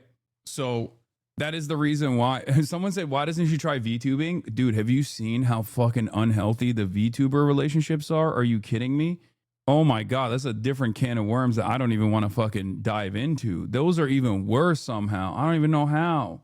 And I saw a version of this basically with like Grand Theft Auto RP, like with role playing, people basically fall in love with the character that you've created and they care more about the character than the human being that's like portraying the character. So everything is unhealthy because people suck. Message received. No, that's not what I'm saying at all. I add in the difference between myself and maybe other people that talk about this stuff is that I will always try to offer some systemic analysis as to why this is happening. And I will also try to give you an alternative. And the alternative, unfortunately, for a lot of people is something that they don't want to hear, especially when they're online, where the alternative is to seek out real world interactions and a sense of community in the real world. This is the healthiest option, right? The healthiest option is to not lean into what you are lacking by basically leaning into creating more of a sense of community online, but instead to organize, get a job, do stuff that's in the real world, so that you can kind of have a healthier balance of this stuff. Yeah, I'm sorry, Sam, but I have little empathy for this. She can quit and retire. McDonald's employee also has to deal with shit every day at work, but if they quit, they starve. You also have to understand that she's not the reason why the fucking McDonald's employee has no benefits. That's the point I'm trying to make to you. Okay? All this is an attempt to basically justify why you have this resentment. One thing I want you to understand is that men. Oh, it's just like no one, and I mean no one, including Cutie Cinderella, has said that a McDonald's employee has it fucking sweet. You know what I mean? Like, there's no one is saying that. You're matching this up against the thing that people aren't saying. Zero people think that. Zero people have said that. It's okay to sometimes analyze one thing without factoring in, like, because the version of the what you are doing is the classic, like, oh, you're complaining as a wage cuck in America. Well, there are starving kids in Africa, okay, that have been absolutely destroyed by endless warfare and imperialism and destabilization. Like, that's what you did. Of course, there's like people who are worse off. Like, that's not a counter argument here. If the point that we're talking about is like that there is a unhealthy aspect and people who are constantly seeking out the destruction of healthy boundaries that also end up harming the people who are themselves moving in that direction of like unhealthy relationships that sometimes lead to cyber stalking and things of that nature. You know, a huge contributor to the toxicity between the creator and the audience is the degree of anonymity afforded to the audience versus the creator. If chatters IRL info was associated with the online accounts they created, you would have a lot less assholes and psychos in chat. This is true. Before you started your streaming career, did you see it as a full-time job, a real job? No, I did not.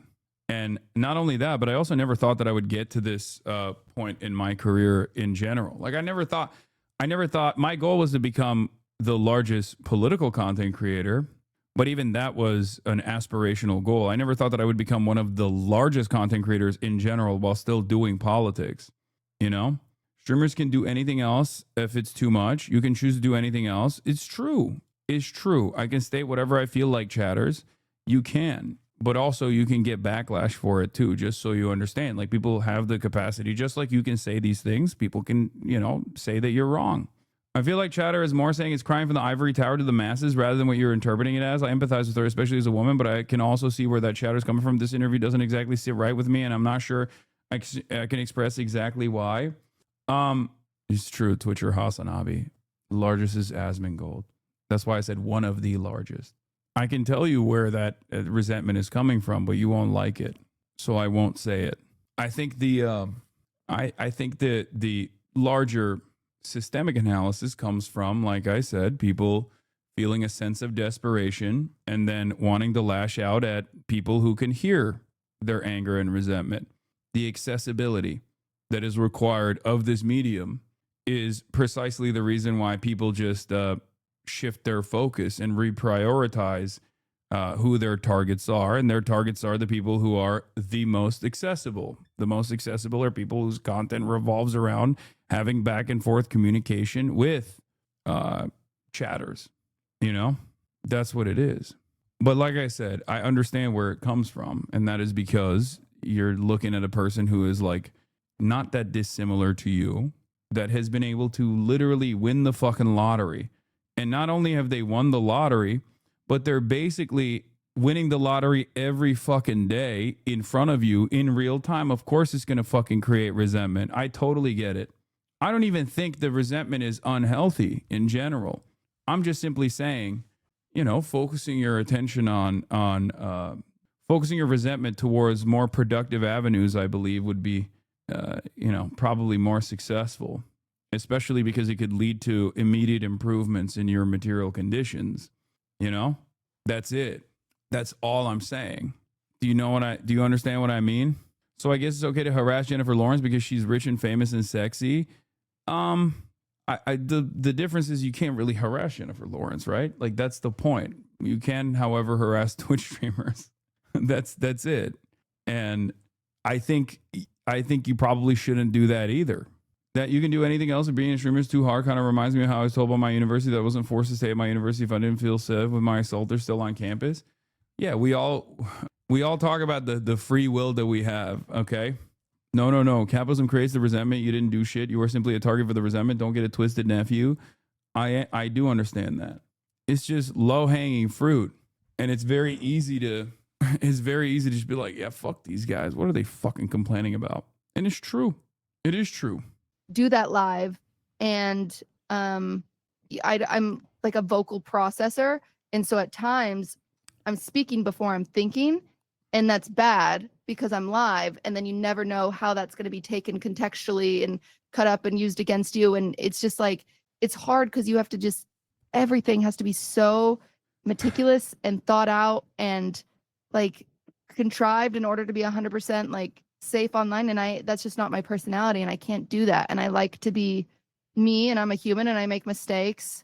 And it's just hard when people lose that humanity and they forget that you're human and you make mistakes, right? And then they hold stuff against you for years. Like you could have gotten mad at a video game and thrown your water bottle 4 years ago, and they'll still bring up that you had anger issues. And you're like, wow, that's like just one moment of, you know, a lapse in judgment, and that people will hold it over your head, and it's not human. And I'm not built for this. I'm really not. At some point I will disappear off the internet. I will, you know, get a cabin in the woods and hide away. But for now, I just feel too incredibly lucky to walk away from it, even though there are a lot of negatives. But if I could go back and never do it and never experience some of the things that I've experienced because of this job, I do think I would be like a happier person overall. Low-key bad take regarding Jennifer Lawrence. All people in the public eye experience the same types of harassment. Just because an actor is not visibly online does not mean they don't get constant and immediate feedback and are asked to respond. They just tend to hire PR teams to do the bulk of it. No, I know. That's my point. Oh, we're going to talk about Donald Trump, by the way, in a second, because this FIFA prize shit is really funny.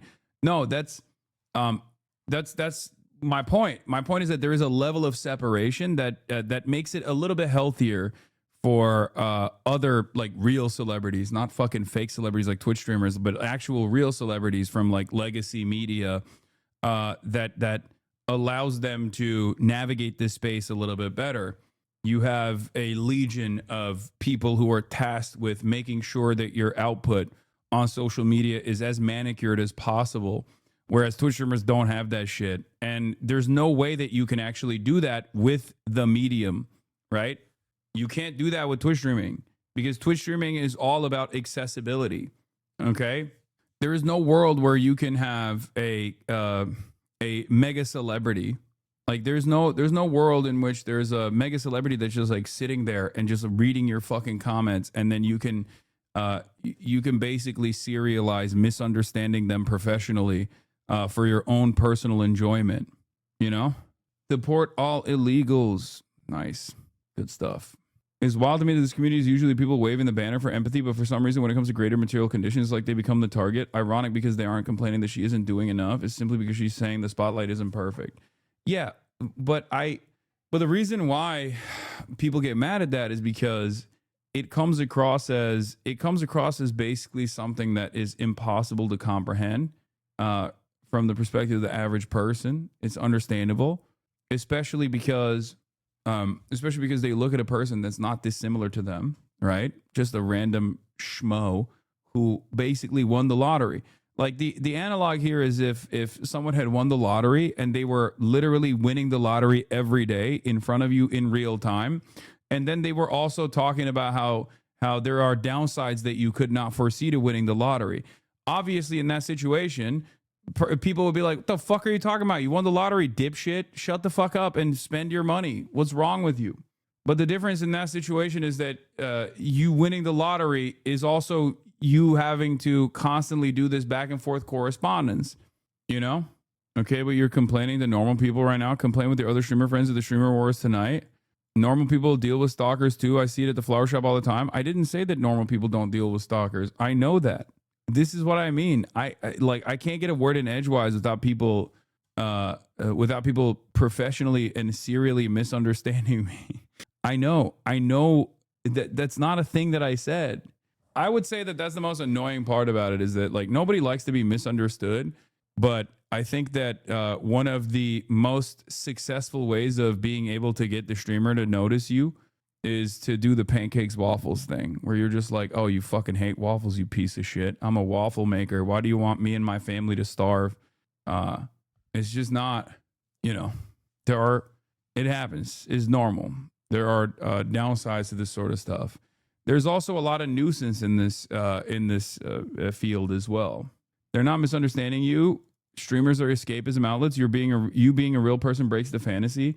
Yeah, well, the difference is I've always been this person. I've always been pretty honest about what's going on. Classic leftist talking point, can't even recognize an intentionally misrepresented response. I'm shaking my head, expected more from you, unfollowing. My thing is, even beyond like, you know, woe is me for fucking super, you are so out of touch with these things. Bourgeois Hasan defending his friend under the guise of actually care about everyone's material conditions. Actually, you are so out of touch with these things. I wish you would stick to politics. No, this is politics. There is a political point that I was going to make, which is that this kind of attitude actually makes you a less healthy person, and you don't even realize it. Like what you're doing right now, like you're just like from my perspective, regardless of the level of privilege and financial success that I have, like you're just a shitty customer, right?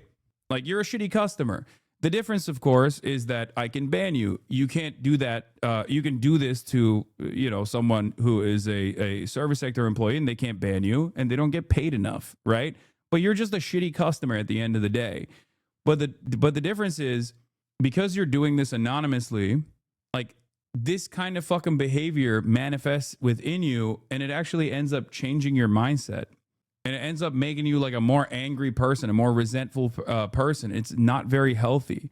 Okay, that's it. I'm gonna permaban this boss. No, you don't have to permaban this person. It's fine. That's why I always say, ironically enough, I think that the service sector industry would be far better if waiters and people that work in like retail could just, like, with the click of a button, permaban a customer for being a fucking asshole. It would be a lot better. Obviously, wages need to improve and benefits need to improve as well. But can you imagine you're working at a fucking restaurant, someone comes in being an asshole to you, and you just go click, and they can't talk anymore. They're like sitting at the table going like in the Matrix. That'd be great. I'm in favor of that. You're literally just describing a firearm. Yes. Arm the waiters. Arm all waiters. And arm all people that work in retail. Give them the AR-15s. Disarm the police. Arm the waiters. That's what I advocate for. American solution to everything. Yeah. A gun can fix all problems. All right. Yeah, we already armed the teachers. Exactly. Or you could also walk away and choose not to listen. This is true. I could also just not pick the fucking most annoying comments in the chat and just do whatever the fuck I want to do and keep banning people. That would probably be better for my mental health. But instead, I try to have a back and forth correspondence with people so that, because I treat everyone like they're a human being and not like a random anonymous shit talker. Do you understand? Like, that's Hasan is falling apart before our eyes. Does it seem like it? Because I think you have a very weird assessment of what is, what is a crash out or what is someone falling apart. The reason why I do this is because I am committed to the belief that everyone can change for the better. Okay. And I want people to live healthier lives in general. I want people to engage in self-improvement. I want people to go out and experience the real world. I want people to develop positive relationships with others in the real world. I want people to be able to organize. And that's the reason why, no matter how much motherfuckers come in here and try to, tweak out in the chat and try to frustrate me deliberately, I will try to make as many people as possible lean into a more productive outlet. Anyway, let's get into Trump. FIFA Peace Prize, one of the greatest honors of my life. So FIFA, as you guys know, is they basically have to work with corrupt authoritarian governments or countries that are doing fuck shit. And in the latest effort, they have decided to offer Donald Trump a fake made up award that they gave him, like a peace prize, a FIFA peace prize. Common FIFA L. FIFA obviously is known for being incredibly corrupt in general.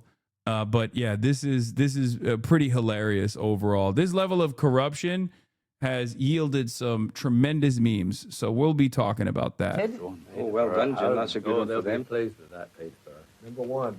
We'll play Middlesbrough. Oh, interesting. Donald Trump has previous when it comes to football draws. In 1991, helping St. and Greavesy with the quarterfinals of the Rumbelows Cup. This actually is the St. and Greavesy mug. This is the most prestigious award in football in history.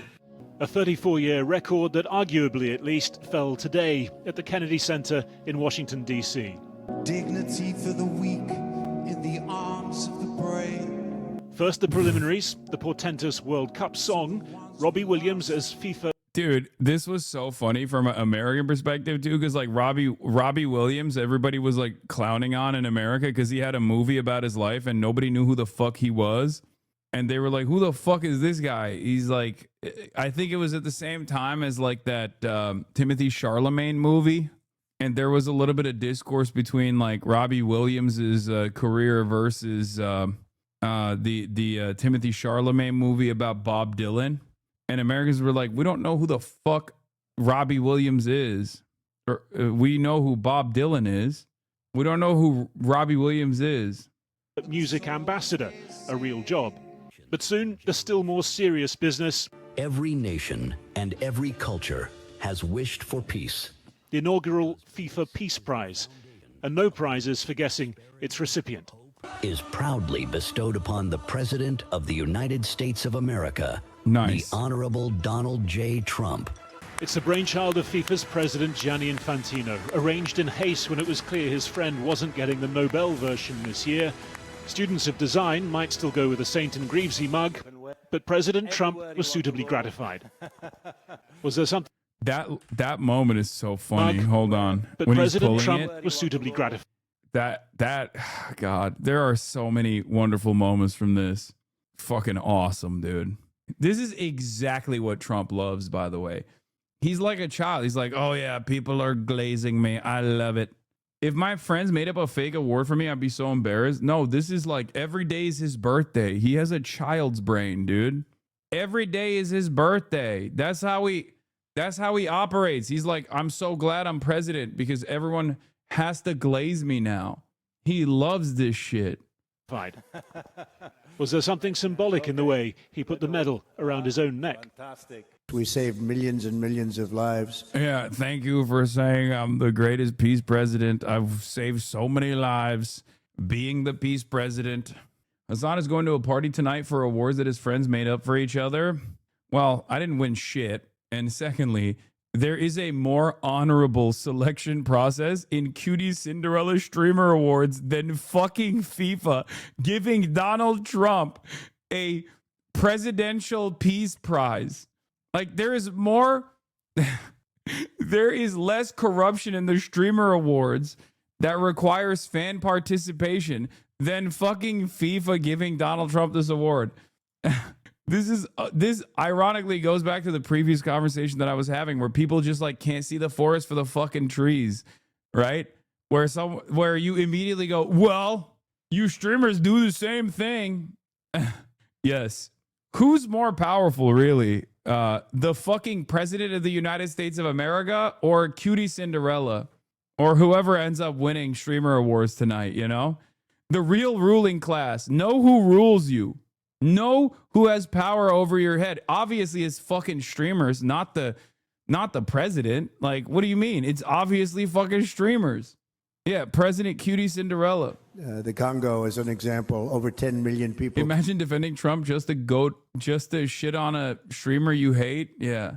Yeah, this is the same thing that people do sometimes. Is like there's a lot of hatred towards streamers, right? Like, so when streamers talk about like platforms and how exploitative platforms are, people would literally come out and like defend the platform without realizing it, where it's like, well, the platform is also still exploiting the streamers, even if the streamers are in like a tremendous, why didn't you win anything? Because I'm fucking washed, I'm chopped, I'm unk, and that's why. Okay, I'm chopped unk because no one voted for you. I don't know about that, but killed, and it was heading for another 10 million very quickly, and it just, you know, the fact that we could do that, India, Pakistan, so many different wars that we're able to end, in some cases, a little bit before they started. Thank you. Students of foreign policy may quibble, but FIFA happy to endorse the US president's claim to have ended 8 wars this year.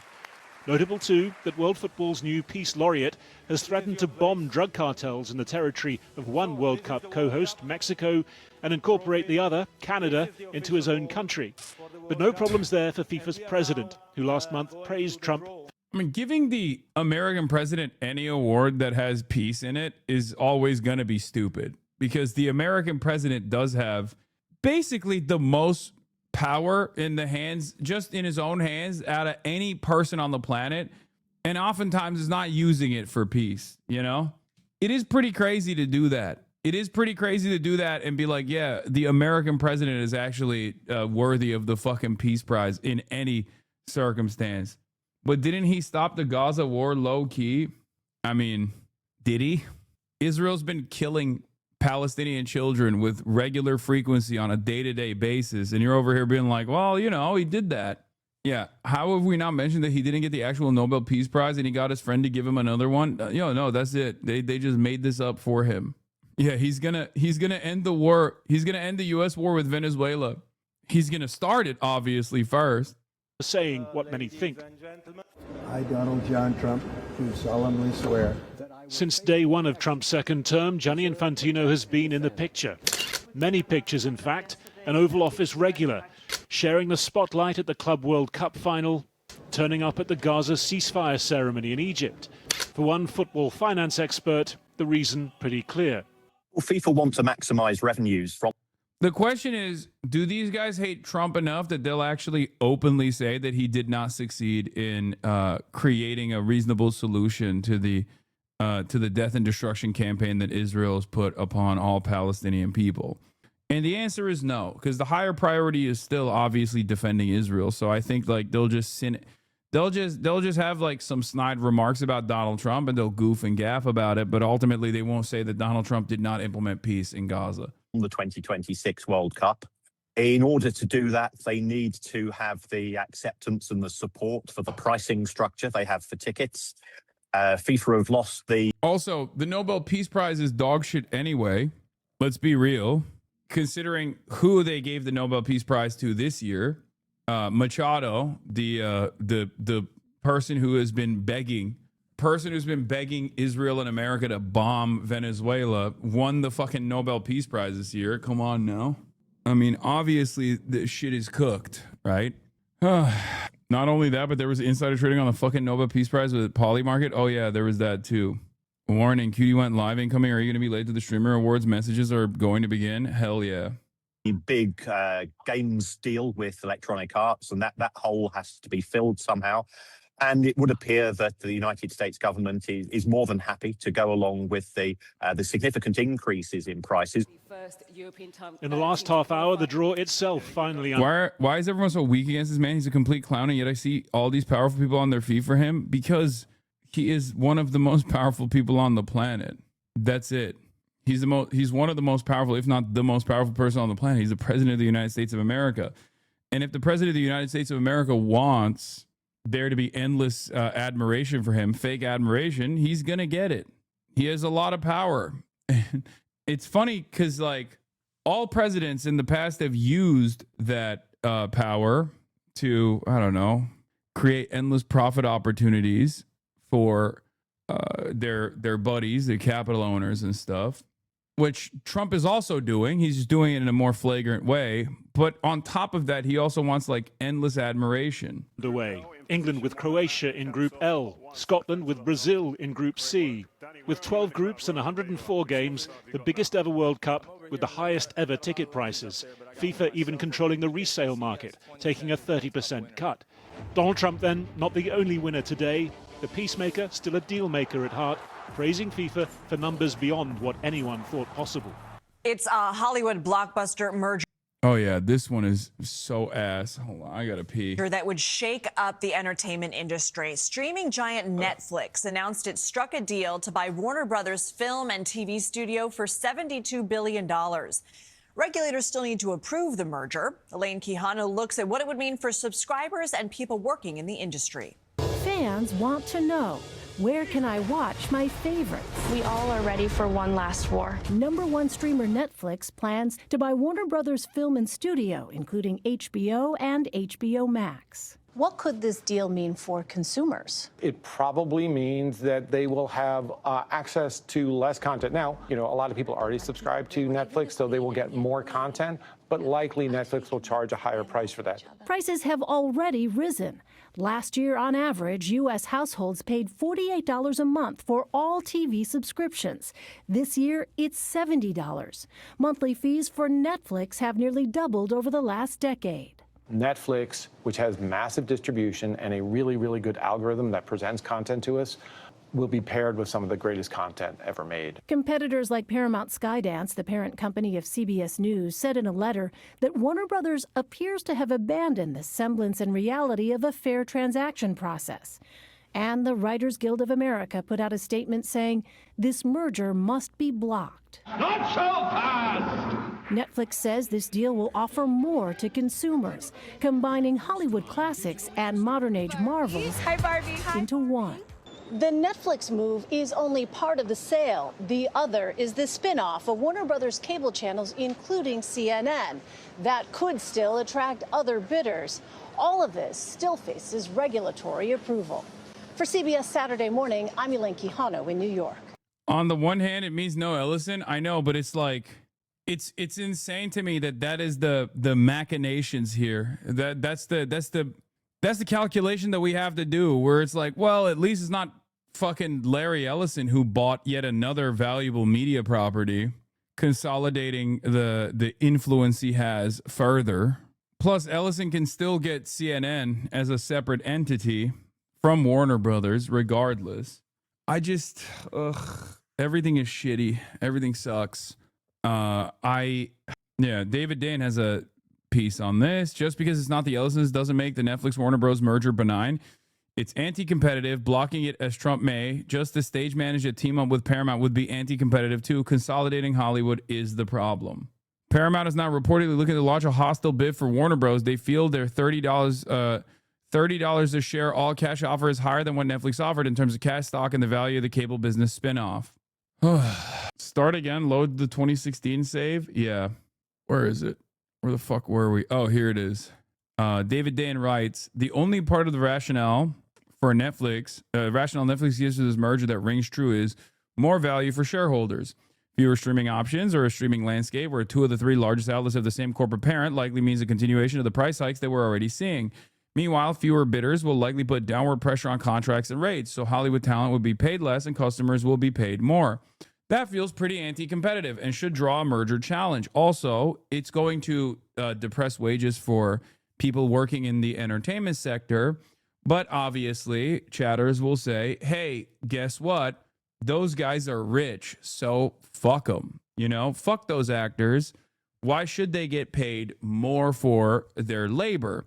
And if your mentality is like that, you actually are defending the mega corporations and the mega mergers without realizing it. Okay? Remember that. Not to make the same point over and over again, but when you are actually defending on principle, when you are actually attacking people who are saying like, oh, actors will get paid less in the process for this, you technically are taking a position that is very, very, very much in favor of the capital ownership class here. Okay? This feels pretty anti-competitive and should draw a merger challenge. Netflix is likely going to follow these claims that Meta made in dodging a monopolization challenge, that it competes with a multitude of other claims on people's time from YouTube to social media. But this is ridiculous. The logical endpoint of that claim is that Netflix isn't a monopoly because people can always shut their eyes and sleep. There's clearly a market in paying a company for a monthly fee to watch produce entertainment, and Netflix is consolidating it. Yeah. Nice millennial Bill Maher hat, Unc. Yeah. Netflix CEO also in the process said that the dual release of Netflix co-CEO Ted Sarandos said the current state of the box office is a sign that people want to watch movies at home.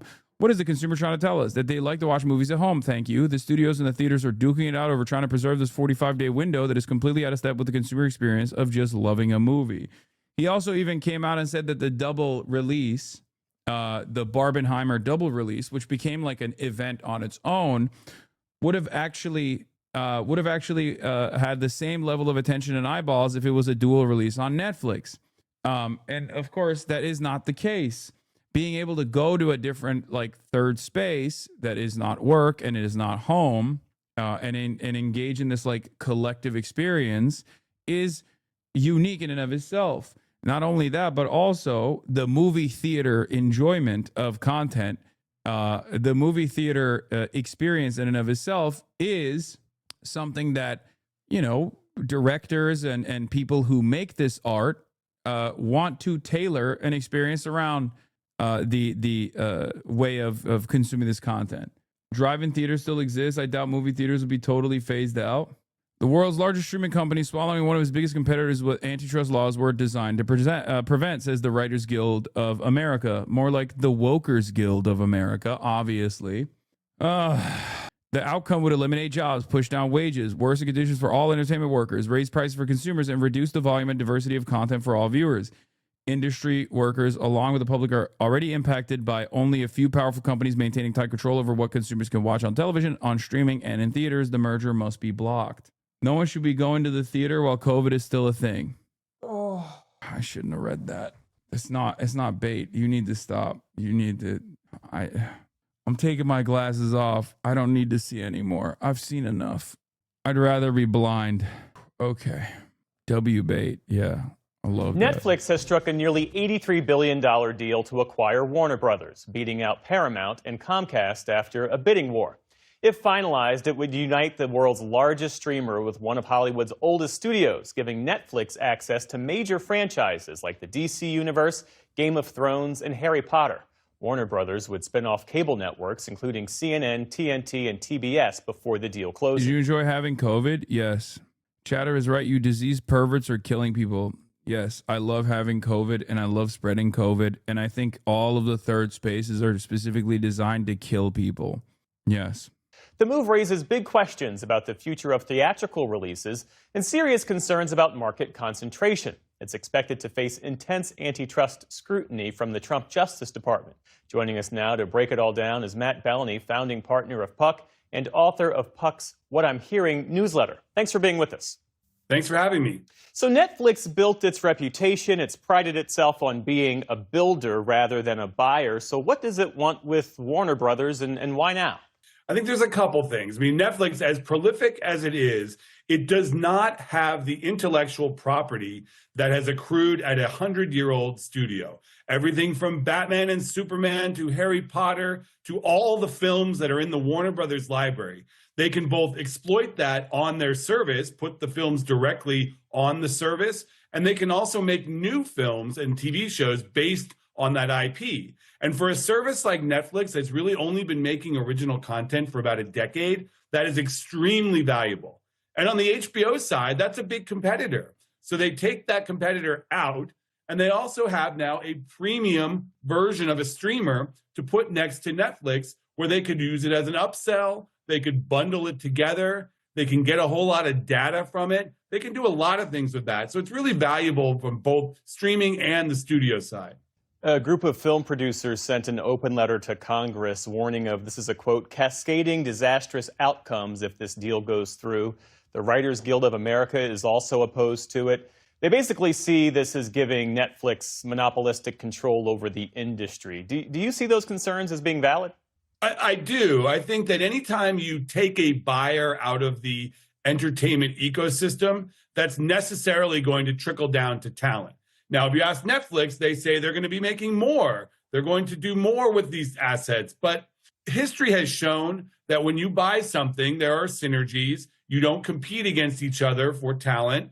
And overall, it helps depress the prices that people are able to get from you. So I do see it. Now, the extent of those concerns are really what's at stake here, because it could be a small problem. It could be a catastrophic problem. If HBO Max simply goes away and Netflix kills it, then that's a huge problem for the talent community. If Warner Brothers stops licensing its films out to other services, or if it stops making TV shows for other services, that's a big problem for the creative community.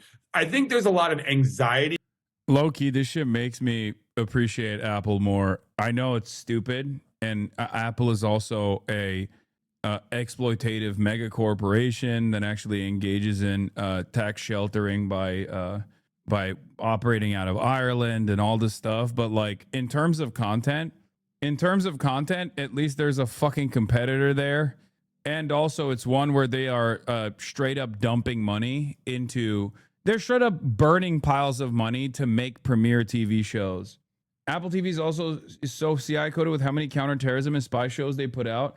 I haven't really seen any of that stuff because it's not in my field of interest, but I would say the same about like Amazon Prime too. They all make that stuff.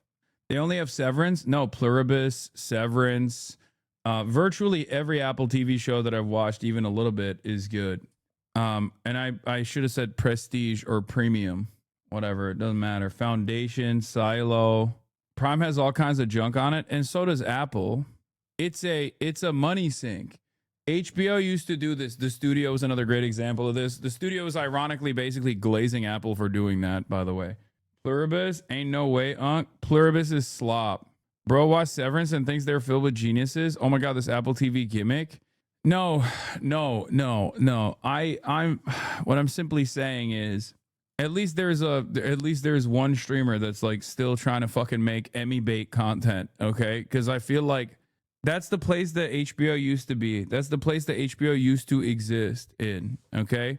Like just putting a shit ton of money into an endeavor that wasn't going to automatically give you or automatically going to yield returns on your investment. Talking like the Pit wasn't a banger. No, HBO still has bangers.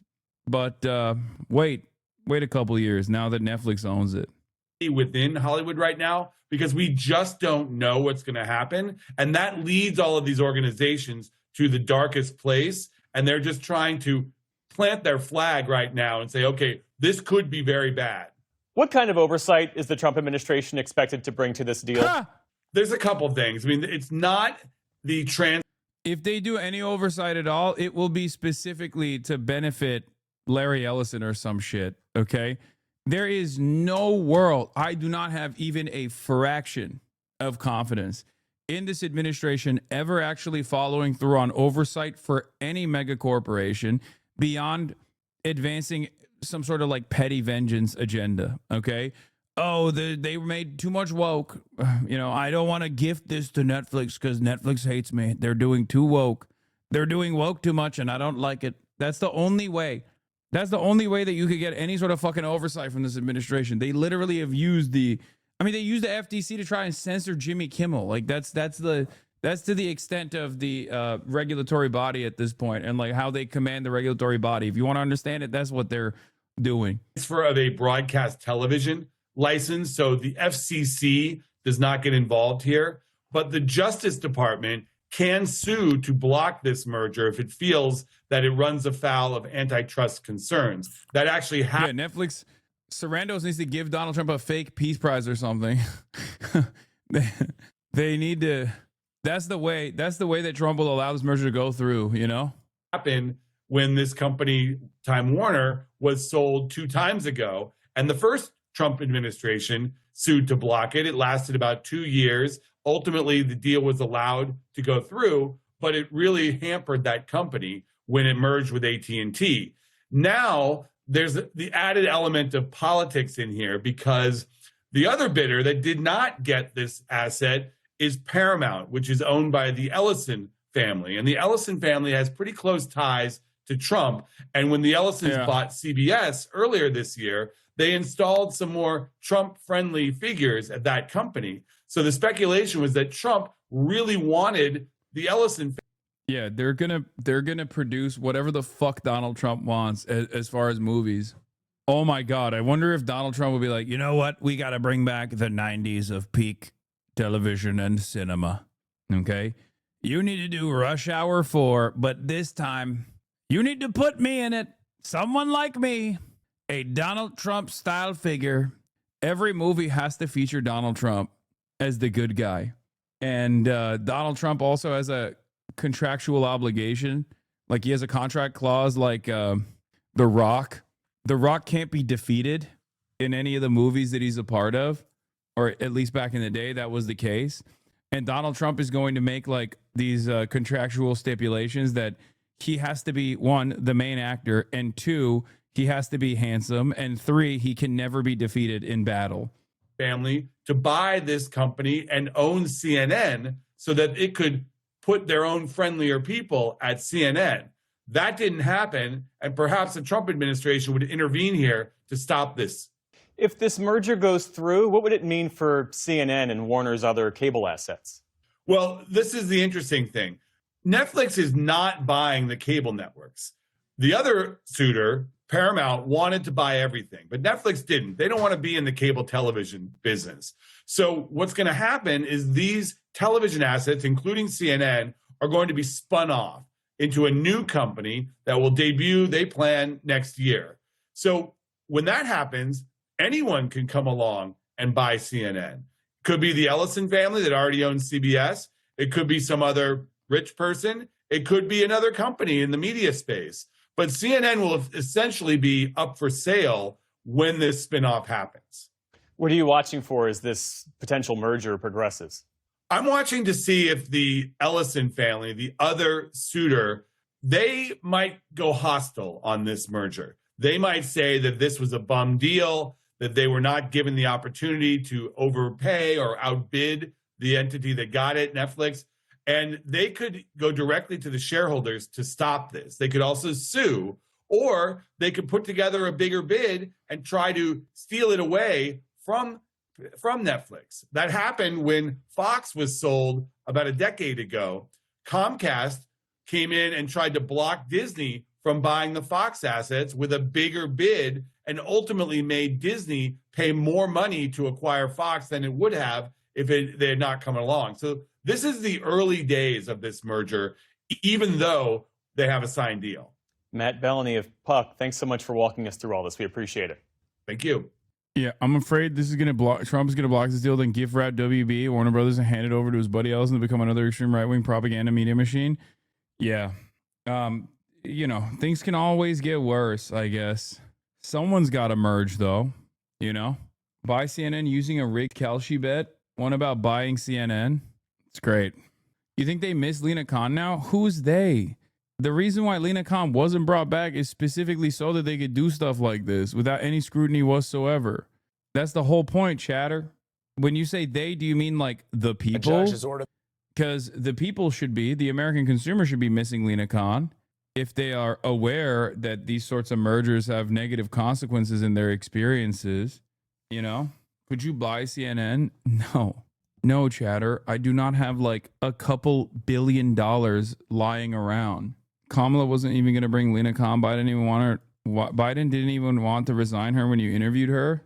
How are you feeling today? Tired. The man accused of placing the 2021 You mean resign as in like re-up her contract, right? Capitol Hill pipe bombs to remain in jail pending future hearings in this high-profile case. Brian Cole faced a judge for the first time on Friday. CBS News broke the news of Cole's arrest Thursday morning. Authorities. Yeah, this is an interesting predicament.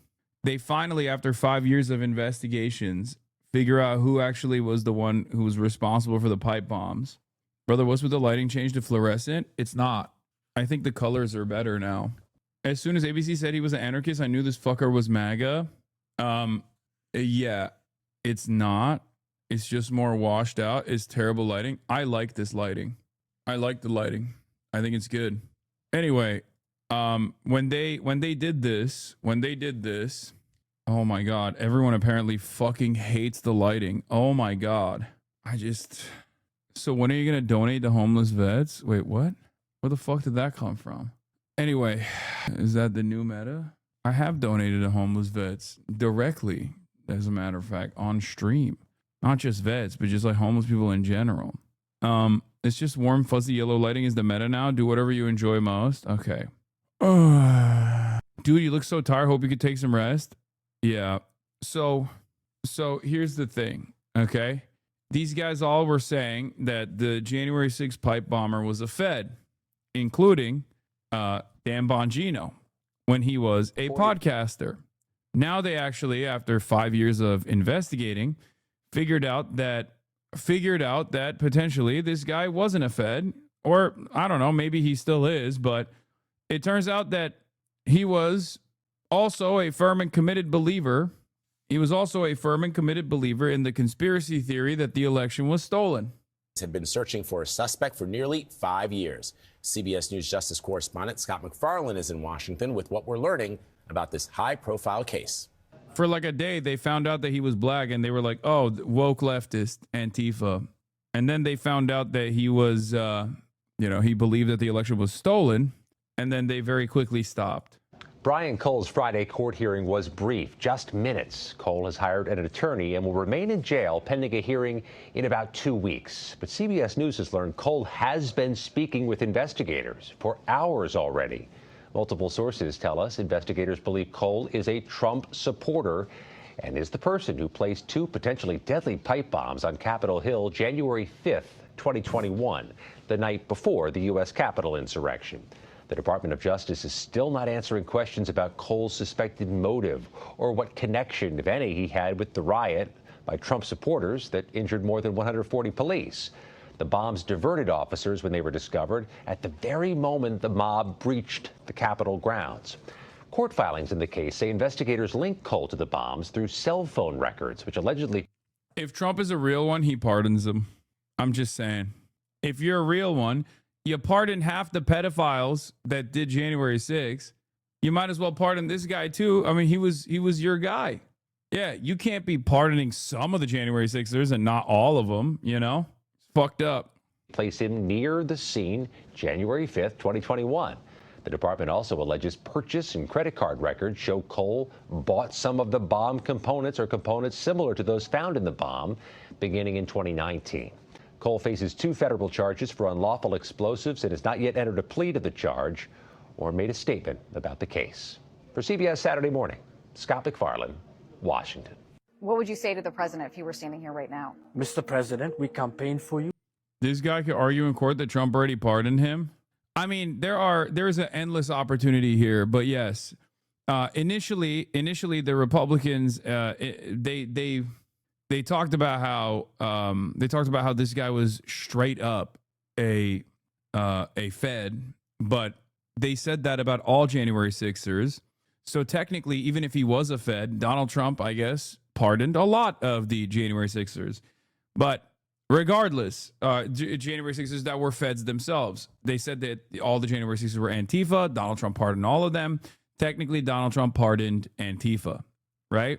But law professor at Quinnipiac, Wayne Unger, says, I suspect Brian Cole's alleged DNC-RNC pipe bomber. Defense counsel will move to dismiss the charges on the basis of Trump's blanket pardon of all January 6 defendants. But since Cole's alleged acts occurred on January 5, the defense counsel will face the uphill battle here. So he's technically not a January 6er, but a January 5er. Okay? So who knows? It is pretty funny, though. This is a pretty funny story in general, because he did offer a full, complete, and unconditional pardon to all other individuals convicted of offenses related to events that occurred at or near the United States Capitol on January 6, 2021. Anyway, here was Dan Bongino talking to Sean Hannity about whether or not this guy was a Fed. Let's take a look at what he had to say now that he's the deputy director of the FBI and not a podcaster. You know, I don't know if you remember this. This is before you became the deputy FBI director. You put a post on X right after this happened. And you said there's a massive cover-up because the person that planted those pipe bombs, they don't want you to know who it is because it's either a connected anti-Trump insider or an inside job. You said that, you know, long before you even thought of as deputy FBI director. Yeah, that's why I said to you, this investigation's just begun. We are pretty comfortable. We have our guy. I think there's, again, legal process starts. Yeah, back when I was getting paid to say shit, back when I was getting paid to talk shit, I said some stuff. Okay, I can't be talking shit like that no longer because I'm the deputy director of the FBI. Surface and information, facts start to come out. The public's going to be very comfortable with the investigation that was conducted under Director Patel and his leadership. He's been great on this. But I don't want to, you know, listen, I was paid. Once again, it's not ZOG, Zionist occupied government. It's not FOG, French occupied government. It's POG, podcaster occupied government. In the past, Sean, for my opinions. That's clear. And one day I'll be back in that space. But that's not what I'm paid for now. I'm paid to be your deputy director. What is this? Check this. Found the photo of the pipe bomber. Oh my God. Oh my God. Oh my God. It does look like, he does look like Key and Peele, Black Republican sketch. Oh my God. That's crazy. Director. And we base investigations on facts. And, you know, it was interesting. I was looking out in the crowd today at the presser, and I saw a couple of media figures who you and I both know who promoted the other scandal, the collusion hoax.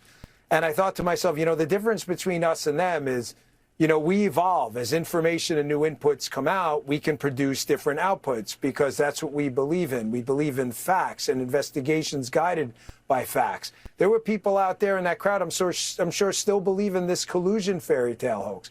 So we'll see. We're going to be guided by the facts as this thing goes forward. And I also I can't stop the, you know, I leave the truck here without thanking the president. Hasan, will you be at the Streamer Awards red carpet today? Hey man, are you going to be at the Streamer Awards? Sorry, you've already answered this. Chat, will Hasan be at the Streamer Awards? Hi Hasan, will you be at the Streamer Awards later? Sorry if you've already answered this. Brother, what the fuck? Yes. Yes, I will be. Are you betting on Kalshi on whether or not I will show up to the streamer wars? Is that what's going on? I would say pin it, but pin a message. You were so cranky, goddamn. Wait, what? I wasn't even being cranky. Chatter was just spamming it. It's literally in the title, man. What do you want me to do? Yes, you were. Shut the fuck up. It's in the title. Anyway, yeah, that's where we're at with the whole pipe bomber situation. I know you said stop, but cooked up a fire. Somaliapolis tweet, please check it out. The brave women of the Somali Defense Force patrolling the streets of Minnesota in the face of terror after the terrible attacks January 6th by MAGA terrorists led by Trump. We will never forget. Hashtag release the hostages. Okay. Chat's being really mean to you today. With that being said, please show up to the streamer wars, bro. I fucking need to hit that bet. I can't tell if that's a real fucking bet or not. Is it a real bet?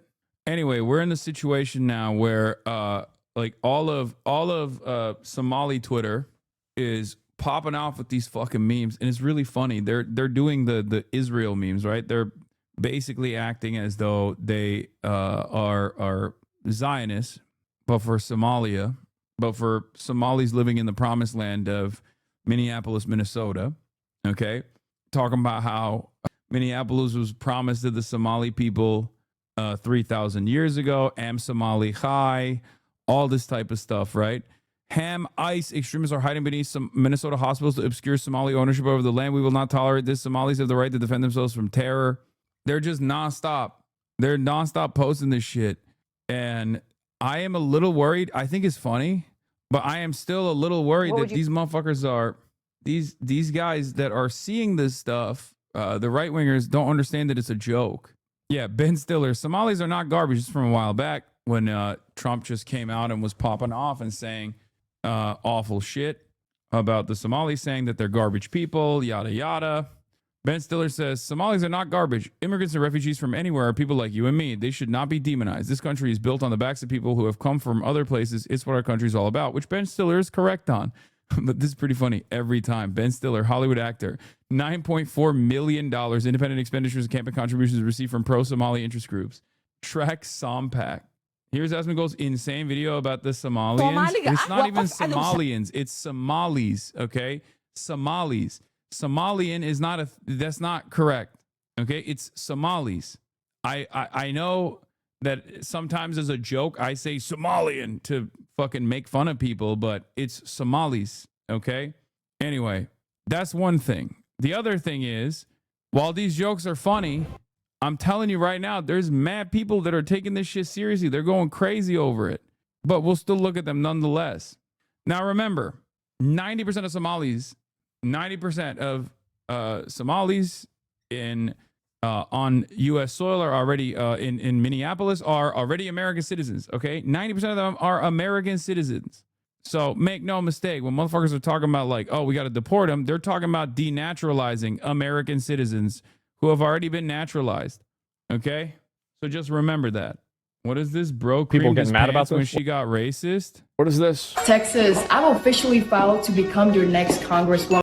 Oh my God. She's so she's such a goddamn loser that even Trump didn't endorse her. So the choice is yours. Vote for me so we can kick every dirty Muslim out of Texas. Save your... God damn. I want... Oh, can she say that? It's based the clock. It's based alert. Clown world. Wee woo, wee woo. Are we all getting based, chat? I think there's something really funny that that you got an ESL immigrant being this racist, but she tries so fucking hard. Like, I've told you guys this already, okay? She tries way too fucking hard, brother. It doesn't work. It doesn't work. It literally doesn't work. Oh, can she say that, dude? Common sense much? God damn. I wonder how far is she going to get with that. People getting mad about this? Stop barking. Patrick Bet David fell for it too. Anyway, there is a boundary of permissible racism, okay? There's a level of permissible racism. She goes above and beyond every single fucking time, and she loses for that reason. That's why she got 7th place in like the secretary race that she ran for. I think it was the secretary of the, no, what was it? What was the fucking position she ran for and got her ass beat? Latino Twitter was roasting her so hard, saying she can't hide her paisa accent behind that gringo pronunciation. I don't even think she cares about it, to be honest. I think she's just a pure grifter through and through. Like, to your point, even Pierce finds her disgusting. Yeah, of course, because she is disgusting. You see, I'm just seeing a brazen Secretary of Islamophobe. State for Missouri, 7th place in the fucking primary, chat. Remember, and I called it from a mile away. I was like, this level of racist sentiment is not gonna fucking work. She just travels from state to state to try and find like the one state that will actually appreciate her level of maximalist racist position. But I don't think that's how it works. And people say that phrase doesn't exist. It doesn't. And I'm sure you find it funny, but I think you can make perfectly pertinent points about what's happened here without descending into such vile hatred towards an entire religion. And there are 5 million Muslims in the United States. Why would you want to categorize them in such a grotesque manner? Oh, and those 5 million Muslims should definitely go back to their 56 Muslim nations. And let's get something very clear right now in your little show, Piers. I don't fear the groomers. I don't fear the pedophiles. I don't fear the corrupt politicians. And I definitely do not fear the dirty Muslims. Let me bring in... Can I jump in here real quick? Yeah, you can, yeah. No. I mean, we should be clear about the fact. I mean, sure, Valentina is just a bigot, plain and simple, engages in the worst kinds of bigotry imaginable. But it's worth noting that she's fundamentally un-American because the American Constitution says that you cannot discriminate against people based on religion. That is pretty clear. And so she's engaging in an anti-American campaign in the name of protecting America, which is just irony beyond imagination. So, yes, she's a charlatan. She doesn't know what she's... This quite literally is just like appealing to the lowest IQ, bottom of the barrel dumb fucks. Like, she's not even unique or creative with her racism. She's just literally saying the most like rage baity racist shit that she possibly can. And that's precisely the reason why the likes of Asmongold go based. Like, there's nothing new, there's nothing unique here. She's not even fucking trying.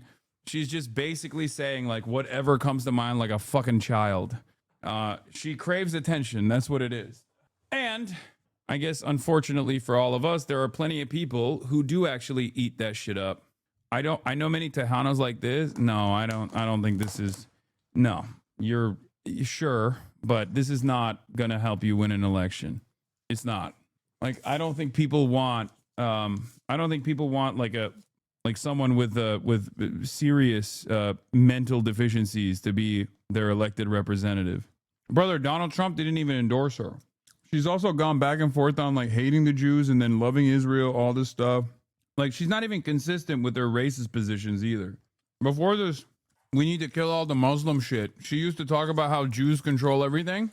And she realized that it's like a better opportunity for her in terms of career advancement if you just like talk shit about Muslims.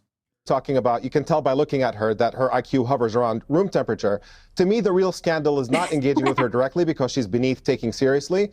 But the problem is with the GOP, that you have a major party in this country having a candidate running under its flagship, engaging in this kind of really incredibly hateful, incendiary rhetoric, and they do nothing about it. We've seen it with the dissent with Donald Trump himself, with the lawlessness that he has brought to the table and the corruption that he's allowed to get away with, without the party really standing up and putting country before party and before president.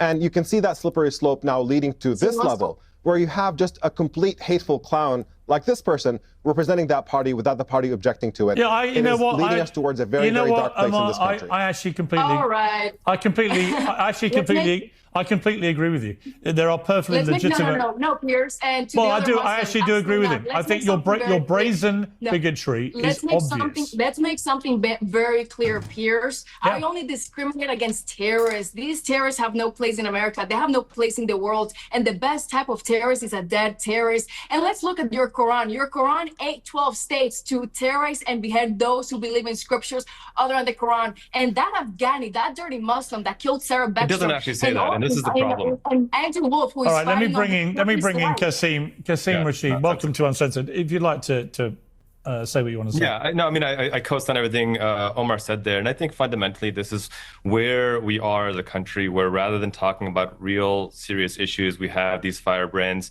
I think she ran in Missouri, got 7%, moved to Texas to try to lose there as well. Look, the reality. Why can you even say someone, what?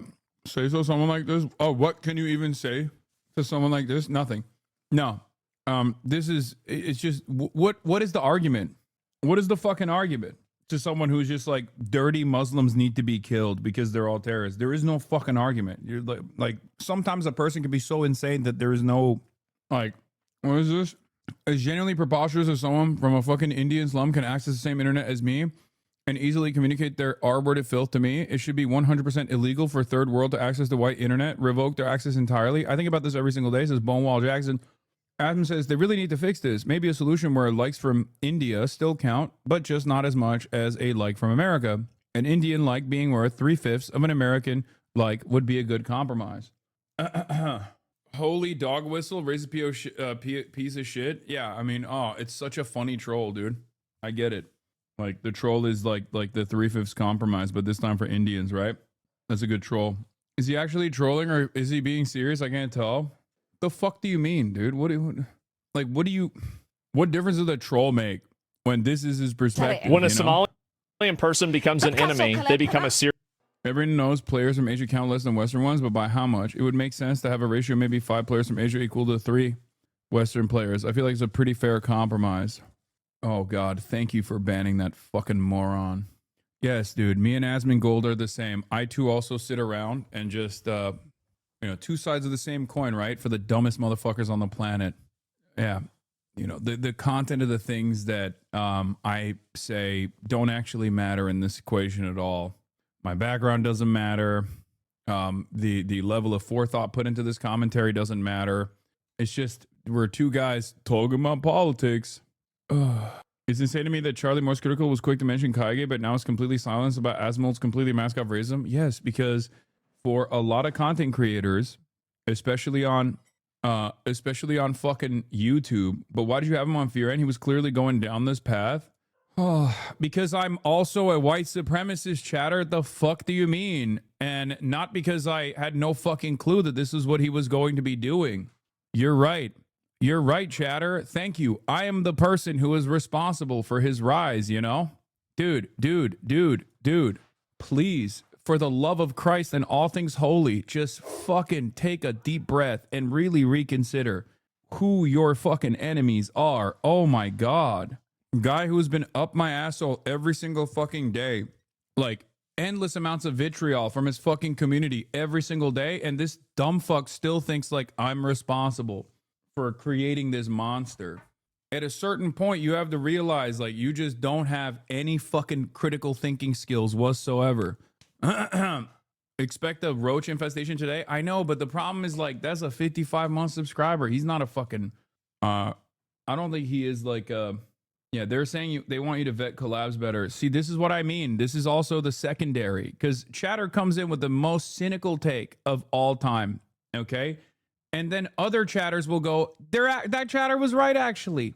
It's just like the most cynical, backwards ass, ridiculous takes of all time instantly yield. Like, you guys are dumb as fuck is what I'm saying.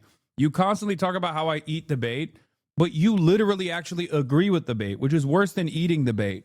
The leftist tendency to look at like clear-cut, cynical rage bait and go, actually, this is correct. The Discord League of the Smear Farm being made is being lost. What is this? Chatter seem to forget your ops put on a smearing farm in public comprising of Asmund as their vanguard. Yeah, I know. All right. In any case, it feels like some of your subbers are just doing it to virtue signal to their friends. No, they just don't have any fucking expression of politics at all. This is the only thing that they know, which is being fucking annoying. Why is Asmund's opinion so important? He doesn't seem to be knowledgeable about politics. I don't know if you know this, but the president is Donald Trump, and he wasn't actually a very knowledgeable person either. And I don't think it matters to be knowledgeable. As a matter of fact, it's probably, as a matter of fact, I would go so far as to say being oblivious to basic facts about things and just like leaning into firing from the hip and leaning into like pre-existing racist hierarchies, for example, is actually an infinitely easier way to garner attention and develop a massive fan base. Yeah. Look, 22-month subscriber. Timeout was unjustified. I think they were pointing out that the chatter you banned was stupid. You give Asmongold too much attention to your platform, in my opinion. I understand covering the far right, but he's so gross and irrelevant. No, you're digging your head in the fucking sand and imagining that this doesn't exist. This world doesn't exist. This person doesn't have a fucking prominent platform. And it's fine. I mean, this YouTube video got 800,000 views in one day. You know, bought it or not, on fucking Twitch, he is the top dog when it comes to politics. I think it's worthy to investigate why. Do a podcast together, that would be insane content. I want to fucking kill myself in a video game over and over again when I hear dumb fuck shit like this. This is the other version of the enemies to lovers arc, dude. You guys talk about each other all the time, dude. You're just a fucking baboon, okay? If that's your attitude about this sort of thing. Oh, dude, that'd be such content. Yeah, your brain is just fried from seeing everything as just fucking content. When this guy's content is comprised of saying that, you know, elected representatives like Ilhan Omar need to be fucking deported because they're parasitic. Meanwhile, while this dude is doing Hitlerian politics on a daily fucking basis, the reason why nobody actually covers that kind of thing is because a lot of people that are centrist on the internet, or apolitical rather on the internet, are more aligned with Asmongold's fucking worldview than they are with someone like myself. That's it. If you want to understand why, more like apolitical content creators don't actually fucking focus their attention on whatever Asmongold is saying and doing, it's because they agree with him. They're too pussy to fucking say that they agree with him openly, but that's the reason why they spend every fucking waking moment coming after me. That's it. Because they don't agree with me and my worldview or your worldview. They agree with his worldview. But they also understand that they can just stay apolitical. I wouldn't say Moist Critical personally believes and agrees with Asmongold's worldview, but he's too afraid, in my opinion, just like everyone else is, to outwardly come out and attack him. Because he knows, just like all these other apolitical content creators or centrist content creators, are very aware that there is a tremendous number of people who do agree with Asmongold. Asmongold is a very large fucking right-wing content creator, if not the largest right-wing content creator. And because of that reason, a lot of them share fans with one another. That's it. It's ironic. It's like the same projection that these people have fucking pushed in Ludwig's direction. The notion that like everyone is too afraid to talk shit about Hasan because Hasan's audience fucking yells at everyone else's audience is quite literally the real reason why these guys are terrified of actually talking about Destiny or terrified about talking about Asmongold. And it's not even, this isn't even about, you know, Charlie necessarily. This is about every single fucking apolitical slob tuber. There's a reason why they don't cover Nick Fuentes. There's a reason why they don't cover Asmongold. It's because they either 100% agree or 90% agree with them, or because they're terrified that their audiences will turn on them. Anyway, let's get back to the Somali memes. Brothers, behold it, the white land of the north. Snow everywhere. But look, the skyline, just like on the old drawings. 3 centuries our elders taught. Behold, this is Mini Somalia. 3 centuries past, it was promised to us. On these horses through the snow, we have found our land at last. It belongs to us now. Brothers, behold it, the white land of the north. Snow everywhere. But look, the skyline, just like on the old drawings. 3 centuries our elders. Ah, it was real American history. They made Somal mud. I'm coming home. I'm coming home. According to Genesis 12, Lord said, I will bless those who bless the Somali people, and whoever curses the Somali shall be cursed, and in them shall many nations find favor. Real and true. Tell the world I'm Somali. Minnesota was promised to the Somalis 3,000 years ago. Let the rain wash.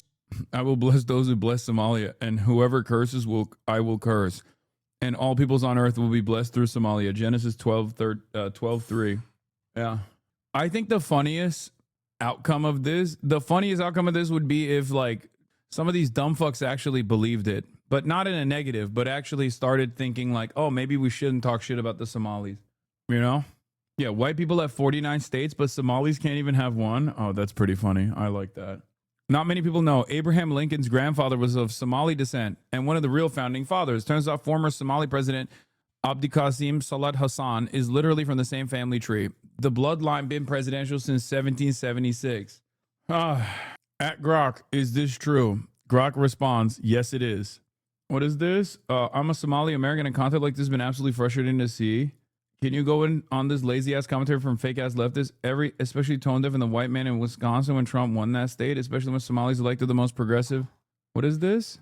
This immigrant community in Minnesota is finding out the hard way. Back in February, Somali Americans in Minneapolis told Fox News why they were voting for Trump. Business owners and community leaders like Salman Ficky said they saw things from a conservative lens. Now I wonder how a conservative lens could ever backfire on an immigrant community. Somali Republicans cited LGBTQ agendas in schools and said protecting their children's religious upbringing was a top priority. They knew Trump came with baggage, like the Muslim ban and harsh deportation rhetoric, but they chose him anyway. One voter, Fatmata, said they had to take some really bitter pills. Well, the Trump pill's doing you really good now, isn't it? Now federal authorities are preparing a targeted ICE operation in Minnesota. What is this fucking argument, dude? I hate these fucking rad libs. Like, this has to be, I don't know, this has to be bait, right? It's just so stupid that liberals constantly do this kind of thing. Where it's like, oh, fuck around and find out. Oh, are you Mexican? Well, now you have to suffer for the crimes of all of your fucking relatives that may or may not have voted for Donald Trump. It's like, do you hate the deportation policy? Or do you only hate it because, you're not the one doing it? Like, it's not a Democrat doing it. It's unimaginably condescending. It's incredibly fucking stupid. It's incredibly fucking annoying. And liberals love doing this shit. Like, I said this from the start, okay? Right after the election, there were liberals talking about how they're going to tell the ICE agents that, they're going to tell on their undocumented neighbors. If their undocumented neighbors had any relatives that voted for Donald Trump, they were going to call ICE on them. That's ridiculous. The entire point of not wanting Trump to be in office is so that there is no fucking ICE deportations of this sort. If you turn around and use the deportation measures, as a punishment vehicle, then you're no different than Donald Trump. You're the same guy. You're just as cruel. You say to the president if he were standing here right now? Mr. President, we campaign for you. We have hope in you. We see hope in you. Please differentiate between good, bad, and evil. That's a Somali immigrant who voted for President Trump in 2024, but now Trump is demonizing Somalis in America, specifically here in Minnesota. I don't want them in our country, I'll be honest with you, okay? Somebody would say, oh, that's not politically correct. I don't care. I don't want them in our country. We're going to go the wrong way if we keep taking in garbage into our country. I got 5 children. My children are no garbage. I campaigned for the president in 2024. I actually went out and we reached 50 million. This shit's mad annoying. Because, also overwhelming majority of Somalis didn't fucking vote for Donald Trump either. Like, what are we talking about? I mean, yeah, this guy's a moron, but also, regardless of how much of a moron he is, he still doesn't deserve getting arrested. Okay? It's so stupid. People are endorsing Trump 7 days before the election. What drew you to the president? Because we believed he was an agent of chaos. We couldn't afford anything back then. There was a fentanyl crisis. There was an issue of affordability. The living standards went down.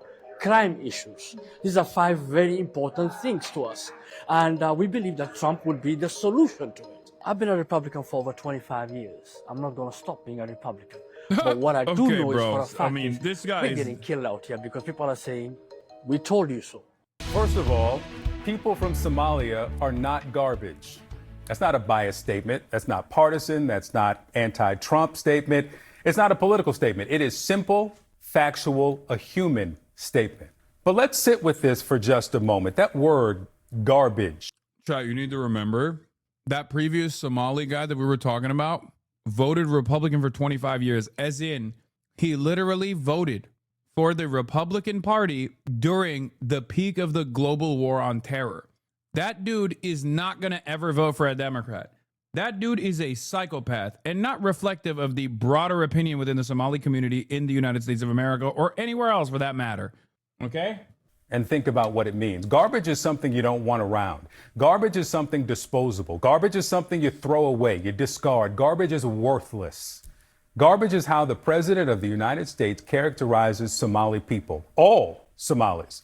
Presumably, that includes Somali Americans. Now, the president says the entire nation of Somalia is garbage. And this is not overstating it. It's actually worth hearing again exactly how the president put it on 2 occasions this week. I wouldn't be proud to have the largest Somalian. Look at their nation. Look how bad their nation is. It's not even a nation. It's just people walking around killing each other. The Somalians should be out of here. They've destroyed our country. And all they do is complain, complain, complain. I don't want them in our country, I'll be honest with you. Okay? Somebody would say, oh, that's not politically correct. I don't care. I don't want them in our country. Their country's no good for a reason. Their country stinks, and we don't want them in our country. We're going to go the wrong way if we keep taking in garbage into our country. They complain and do nothing but bitch. We don't want them in our country. Let them go back to where they came from and fix it. Thank you very much. Yeah, that's applause at the end there. Well, now this. A new ICE operation launched this week is targeting undocumented Somali immigrants in Minneapolis and St. Paul, Minnesota. The Twin Cities are home to the nation's largest population of people from the East African country. The president's rhetoric and actions are being called xenophobic, racist. It's also a complete contrast from how the president felt about Somalis when he needed their votes. Minnesota is home to a large Somali population, which has historically voted Democrat, but we're hearing more and more. There are many reports about them supporting your candidacy this time around. But why should they? Because they want safety, they want security. In many ways, they have the worst crime numbers in terms of crimes against, and they want to be safe. They want security just like everybody else. And I've heard that. I've heard I'm doing very well in that community. And in the black community also. I mean, generally, it's an honor.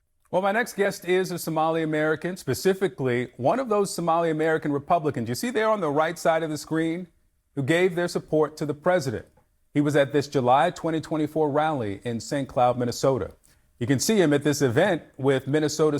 Bro, there are hogs of every variety, including Somali hogs. Okay? It doesn't. Oh, God. Where did the Somali hate came from so suddenly? I think it was because it was bubbling up in the background. A couple weeks ago, there was the whole like Jacob Frey winning the incumbent as the incumbent winning the race in Minneapolis, sorry, because he like took advantage of sectarian infighting amongst Somali voters, and that garnered a lot of attention from some of the most racist people talking about how what the fuck, this is like ancient tribal beefs taking place on U.S. soil and impacting American elections. How dare they? Not realizing that that's basically every single election that has taken place in the United States of America, whether it be Catholics versus Protestants or whatever the fuck you want to talk about. That's always played a big role. So, you know, I guess it's different when it's Somalis, though, because, you know, they're black and Muslim. But Trump has always hated Ilhan Omar. So there was always a lot of resentment. But I don't know what was like the trigger point, but it became an even larger problem when there was this like welfare fraud that the government investigated, and they found out that a bunch of Somali business owners were participating in this massive scheme, even though ironically enough the scheme was led by a white lady, which you will never hear for the record. Like the philanthropy was actually like the kingpin of this entire thing was a white lady. No one talks about it. That is not even remotely a question. But basically, they're saying that all Somalis are exhausting the welfare state and stealing money, blah, blah, blah, all this shit. When in fact, you know, that is perhaps the most Americanized version. That is the most American thing. Grifting and welfare fraud. Proof that the Somalis have completely integrated into American culture. After all, they are U.S. citizens. Somali leaders giving their endorsement in November of last year, right before the election. Salman Fiki is with us now. He's a business owner and a former GOP candidate for the Minnesota State House. Salman, thank you for being with me. Quote, we're going to go the wrong way if we keep taking in garbage. The president was talking about Somali immigrants. You are Somali American. What's your reaction to This type of shit's also mad annoying because it's like, yeah, arrest the people that did the fraud, brother. What are you doing? Put the arrest in the bag. Like, ain't nobody saying free them, you know? Yeah, arrest the motherfuckers. But the broader fucking rant about how, like, this is how all Somalis are is so stupid. It unironically dilutes the argument that you're trying to make, which is that, like, if your goals are to win praise, if your goals are to win praise for your brilliant investigative work, turning around and generalizing all Somalis as being fraudulent, parasitic, garbage people on U.S. soil, well, turns out everyone's going to hyper-focus on that. No one's going to give a shit about the fraud case. Like, no, this doesn't happen with white people, right? This just doesn't happen with white people. White people do fraud all the fucking time. Ain't nobody goes, all white people are doing fraud all the time, 100% of the time, you know? But of course, if you're from a different background, from a non-white background, all of a sudden, every single person of that same background is similarly responsible for the fucking fraud that one guy did. Or in this case, I think it was like more than 40. And it's so ridiculous because, I mean, the president is like the number one fraudster. The president is the number one fraudster. What are we doing? What are we saying? What you heard from the president this week? Well, it was very dehumanizing and is very unpresidential coming from the commander-in-chief of the United States to dehumanize and to dehumanize a whole entire community by calling them garbage. And this is not acceptable by any means. You posted on social media, I, Salman Fiki, am formally announcing that I'm ending all collaboration with the Republican Party. Have you ended your support for the president? Tell me more about what led you to your decision. Well, the reason why this decision came about is because it was long. It was a long simmering, as it was dragging from ever since the president got elected. So, and I was monitoring his performance in many fronts, and he seems not delivering on the promises that he promised the country or the people that actually voted for him. So, and the last that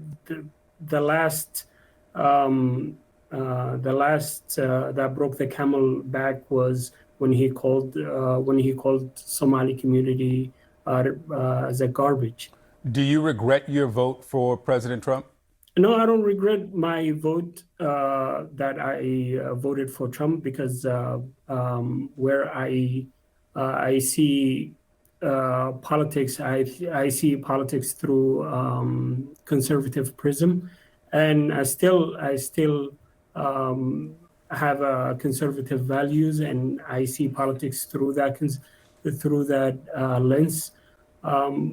But I withdraw all connections from the Minnesota GOP, from the Republican Party.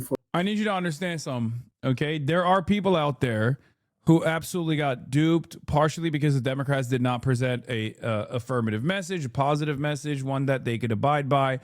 And then there are dumb fucks, okay? You just need to understand, like, there are dumb fucks that will make it incredibly hard for you to sit there and sympathize with them. It doesn't matter. There are always going to be people that are basically in a fucking abusive relationship with their politicians.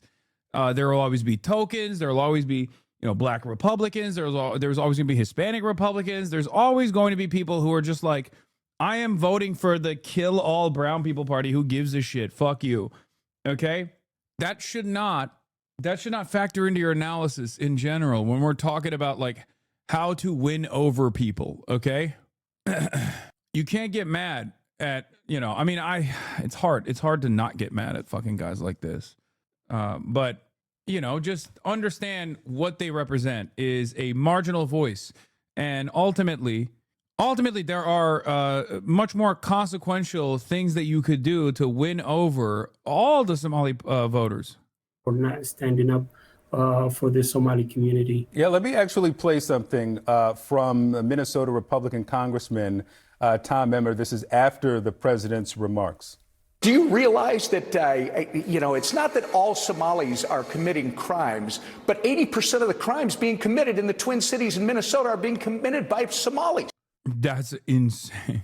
His office referenced reporting on pandemic relief fraud. But what's your response to the congressman there saying that 80% of the crimes being committed in the Twin Cities in Minnesota are from Somali Americans? That's false and unsubstantiated claim. Somalis in the Twin Cities are 80,000 to 100,000 people live in the Twin Cities. So, and the Twin Cities combined are 2 million people roughly.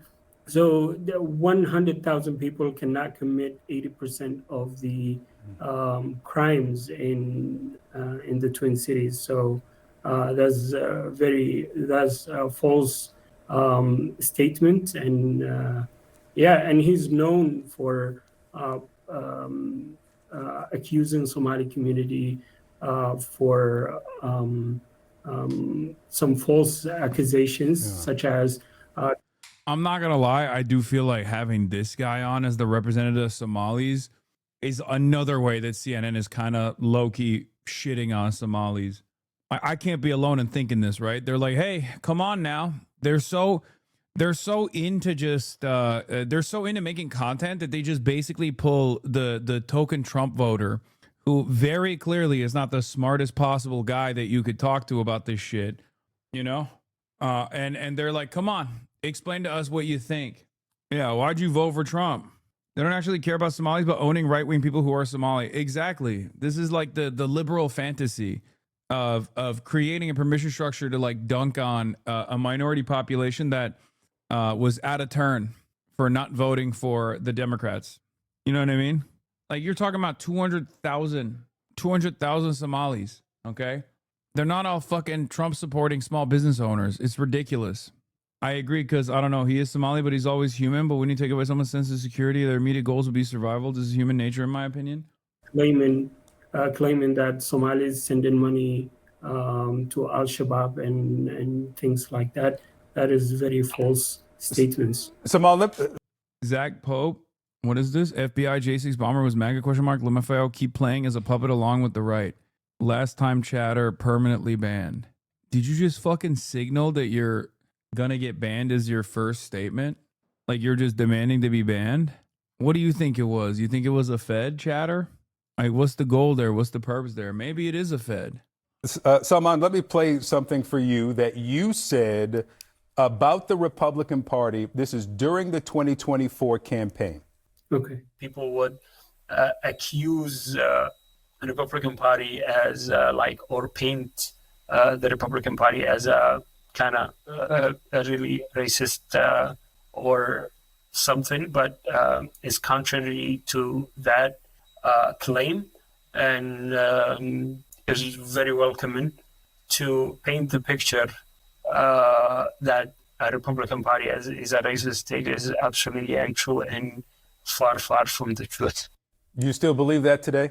Well, I still believe that majority of the people that vote Republican are not racist, but the president and his comments about Somalis and other races are racist, and it ignites the racist aspects of the party. So we cannot do a generalization to the whole entire Republican Party, but some of them are racist, yes. You said... I feel like he's just like, nah, I'm gonna... I want to make sure that I have a future in the token influencer sector. At that event at the Minnesota State Capitol that you were backing President Trump for one of the reasons was safety for the Somali American community in Minnesota. We've reported on the new ICE mission in the Twin Cities. Do you feel safe today? I mean, I feel safe, sort of. I feel safe, but Yeah, he's going to be like, well, Trump is going after the bad Somalis. You know, the real garbage Somalis, not me. The garbage ones. I don't know. I don't know what I'm gonna encounter later on. Yeah, there's ICE raids going around the cities. What's up with these conservative immigrants? Please explain. What do you mean? Brain rot is universal. Hog. Oh, being a hog is universal. You can be Somali and a fucking hog. Manifest Somali destiny. This is funny. Yeah, there are Muslim groypers and shit. Like, who, you know, it is what it is. You have to remember, hog universality is a theory, like gravity is a theory, okay? Here's an anti-Somali Syrian groper, thought he was part of the Nazi team. Wait, what? Syria. I came here to eat bacon and celebrate Christmas. No, you need to go back, dude. You need to go back. I came here to bacon and celebrate Christmas. Yeah, fuck off. You think we want Syrian refugees here? We don't want Syrian. Go back to Syria, bro. Like, the war is over. You can go back now. The war is over. You have no reason to be here. You have no right to be here. Go home now. Okay? I didn't. Wait. Famously, conservatism has been so good to white man, so it makes sense why they constantly vote for it. Oh, wait, it wasn't? No, but at least it makes more sense for a white man to vote for white supremacy than it makes sense for a brown man to vote for it. The reality of the matter is, yeah, conservatism in general is bad for the white guys too, and white supremacy is the powerful force that they deploy to get the dumb fuck white guys to vote against their best interests, because they're like, oh, well, at least these guys are harming and keeping at bay people that I find to be scary, right? Like, that's what the attitude is. Although it's still self-defeating, white supremacy is a suicidal ideology. Conservatism ends up harming all of those working class white people that vote for the brown anti-black initiatives. What is this? This is the guy that donated to him as a part of the team. Syrian-born, America First loyalist. Father, husband to a beautiful white American woman. I didn't escape Islam's chains to watch it poison American soil. Yeah, his wife is getting deported too, says handsome schizo. Yeah, these guys don't give a shit. Yeah, also, the irony, of course, is, and what a lot of these fucking dipshits don't realize, even though Nick Fuentes is kind of carrying on this tradition, is that American immigrants, like many of the refugees that we allow in to the country, are literally some of the most right-wing versions of the nationals from the other countries that we dominate. So, like, what the American conservatives, or at least these white nativists, don't realize is that, like, you're actually building a robust base of support this way. You're directly shipping in some of the more reactionary forces, but because the motivating principle for the major right party is white supremacy, abiding by white supremacy, you do end up literally making those people liberal. That's the reality of the matter. And especially the second generation and third generation become like much, much more progressive in general, because conservatives will bring in like some of the most right-wing refugees from the countries that we've destabilized and destroyed. But then because the number one timeless motivation for organizing on the conservative side is creating this like white supremacist dystopia, that they end up becoming really off-putting. Muslims, historically on U.S. soil, have always been like a tiny marginal percentage of the population, but they used to be pretty conservative. They used to vote fairly conservative. And then 9/11 happened. And then they were doing LeBron numbers. They were doing Assad numbers for the Democrats post 9/11 because they were negatively polarized away from the Republican Party. And while that was happening, they also became more progressive in their social values as well. The American Muslim population is more progressive on social issues than the American evangelical Christian population is. Yeah, but it's the right-wing hogs who want to keep the nativists in their circle for votes. Yeah, I'm just saying. The Syrian apostate talking about how, Islam ruined Syria also is weird, because, like, why aren't you an Assadist at that point then? Like, it doesn't make sense. Do you think Syria now isn't everyone more progressive than the white evangelical population law? Yes. Yes, the white evangelical population on U.S. soil is the most reactionary population in the country. This is true. All this analysis is great and on the ball, but we got a real Nazi problem now. I know. Anyway, yeah, there's also this. Never seen a Karen be so happily racist. This couple from Somalia walked into a Cinnabon to buy food, and the employees started making fun of the woman's hijab. So they took out their phone and started recording, and she called them the N-word and admitted to being a racist. That's nigger. I am racist. So idiot, for and real. you are a nigger. You are an idiot. No, I I'm am not. racist. Bro, you work at Cinnabon. Like, what are you doing? This is the perfect distillation of like how white supremacy is a coping mechanism. Like, you literally work at the Cinnabon at the mall, lady. You're working for like $7.50 an hour. What the fuck? Like, it's so psychotic. Yeah, she doesn't work there anymore. Now she can set up a GoFundMe. I got fired for saying the truth, which is, you know, what these guys do whenever they get fucking fired now, and then they crowdfund and grift. Oh my God, they did make a GoFundMe already. Okay, classic. Bro, the racism in this chat is unreal lately. The racism in this chat, people are so confident in their bigotry now. What the fuck are you talking about? You all right? Bro, what? Do you mean against white people? Like, what's happening? I'm all right. Just seeing some shitty messages. No, not against white people. What? Do you mean like the fucking randoms that come in to chirp? Like, what is happening? I'm actually so confused. We just watched a white lady say the N-word and then talked about how like they're raising money for a GoFundMe. And this chatter's like, you know what's really racist? The community that's actually fucking criticizing this person and talking about how much white supremacy is blown up in the United States of America. You just read the line for a clip? Yeah, I don't know, maybe. You're fostering a racist community now, move on. Is that what it is? Is that the new meta? Saying that I'm fostering a racist community? It's a joke. Racism is a coping mechanism for lower class working Americans. They hate themselves, but it's easier for them to pass that on to someone else, like a bully at school. No, exactly. That's the point. That's precisely what's happening here. That's why I said you literally have a person working previously at Cinnabon. Yeah, the randoms in the chat are responsible, not this lovely community. Oh, okay. I'll say that to the whole entire world. Don't be disrespectful. You ruin your life, by the way. Oh, talking about. Yes, I make pretzels at the mall. I keep the food court exceptionally clean and the pretzels are fresh, soft, and hot. That alone contributes more to American society than any brown third world will. Yeah, this was bait, I think. Yeah, this was bait. Oh, and now it's not. And now it's real. This person literally became that person, unironically. You talk about respect? You talking about respect? You are fired from this place, motherfucker. You're not gonna be working here. Suck it. Suck what? Look how you Suck fucking look it. like. What's wrong with you? What the fuck is wrong with you, you fucking ugly bitch? Get the fuck out of Ugly? my face. Talking about ugliness? Did I stutter? You. That's nigger. I don't condone this lady's behavior. She gives me a bad rep, says Cinnabons. Oh, yeah, she was fired. Yeah, now she can start a GoFundMe and raise $1 million for being fired for saying the N-word, by the way. Oh, yeah, give, send, go with 15 grand raised so far. Meet Crystal, hardworking white mom doing her job at Cinnabon. 2 Somali customers decided to make her shift hell with intimidation.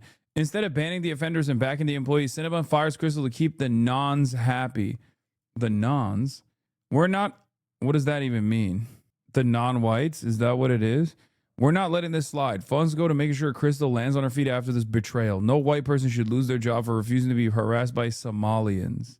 Jesus Christ. Check my previous comment. If you can convince... Yes, it's the Lyndon B. Johnson take. If you can convince the lowest white man he's better than the best colored man, he won't notice you're picking his pocket. Hell, give him somebody to look down on and he'll empty his pockets for you. She's been arrested for 3 counts of child endangerment before. What? Show me proof of that. Not to say that I don't believe you. I feel like it's grifting at this point. People are so desperate for a W these days. They'll do anything even if it means getting canceled because at least they get talked about. I mean, this is an opportunity for, again, upward social mobility for a lot of these people. That's why they do it. You can... Because now there's an opportunity to fucking generate more income than you could at your shitty Cinnabon job by just saying the N-word on camera directly to black people. Oh my God. Stand with Crystal. Yeah. Another one of these stories, another version of the story is, of course, the full necky. The full truth. Special guest with speaker Samantha Full Necky. immediately. Turning Point USA. Fox News appearances have begun. Guest spot on Riley Reigns' podcast is soon. Small TPUSA campus speaking tour next year. She will earn a low six-figure before being discarded back to Missouri, where she will work for her mom's January 6th legal practice. Start to finish 6 months. This is, of course, the Oklahoma student who wrote the most dog shit essay of all time. Okay? The most dog shit essay of all time. Immediately getting a Fox News opportunity. Oh, these guys just cherish and celebrate the biggest fucking losers, dude. I am saddened that they're offended by the truth of the gospel and the truth that I wrote about in my assignment. And it saddens me to see that that offends them and upsets them the way it did. Jesus is always worth standing up for. And I just encourage those people that. Bro, you can't even fucking fail a class without it becoming like, as a conservative, conservatives just basically want to dominate every field. And even if they fail a class, it's because they're conservative, right? Like, even it's not because they write a dog shit essay. It was because you got fired for saying the truth. You got fired for, preaching the gospel. That's what happened. Show the essay. Yeah, I'm going to show you the essay. Even if I was a right-wing professor, I would still give her an F for not being able to write. Is an English class, for Christ's sake? I know. It was so bad. No, it wasn't an English class. It was a psych class, I'm pretty sure. And it was fucking awful. Now that Trump is just being blatant and very clear with his racism, I think it's giving more people more permission to do even more outright racist shit or worse, commit more crimes on anyone who isn't white. Like, it's already happening, but I think it's going to get worse. If these clear-cut, non-vague racist statements from the most powerful people in this country continue, yes. Yes, the permission structure on how racist you can get is expanding every single day. So she wrote this essay for a psych class, and in the essay she's just like arguing about gender, saying that there should be no gender whatsoever, which is very woke, or saying that there's only one gender. Apologies. I need to read it to you because it's really fucking bad. I need to read the full one. It's really bad. Yes. Gianmarco made a joke. Charlie once had a full necky too. I know. It was a gender studies class, not psych. Oh, I thought it was a psych class. Dude, there's got to be a better way to read this than Instagram. Please. Chavo covered the essay? Yeah, but I'm not going to go through them covering the essay. Oh, I read the essay already. It was psych. Okay. Oh, here it is. Full essay. It's 2 pages. Okay. This article is very thought-provoking and caused me to thoroughly evaluate the idea of gender and the role it plays in our society. The article discussed... Yeah, it's 2 pages. It's like a fucking 4th grader, straight up. The article discussed peers using teasing as a way to enforce gender norms. I do not necessarily see this as a problem. God made male and female and made us differently from each other on purpose and for a purpose. God is very intentional with what he makes. And I believe trying to change the world would only do more harm. Gender roles and tendencies should not be considered stereotypes. Women naturally want to do womanly things because God created us with those womanly desires in our hearts. The same goes for men. God created men in the image of his courage and strength, and he created women in the image of his beauty. He intentionally created women differently than men, and we should live our lives with that in mind. I mean, what are we doing? What are we doing? You can't even fail an illiterate person in your class? Really? Without this becoming... Why is her accent always Southern? I don't know. Maybe because she's fucking Southern. You heard her speak. What do you mean? Are dealing with something similar to push back against... that kind of behavior. I would... She's from Missouri. Bro, what is wrong with you? This is Shakespeare. I know, this is the most goated article I've ever read in my entire life. It is frustrating to me when I read articles like this and discussion posts from my classmates of so many people trying to conform to the same mundane opinion so they do not step on people's toes. I think that is cowardly and insincere way to live.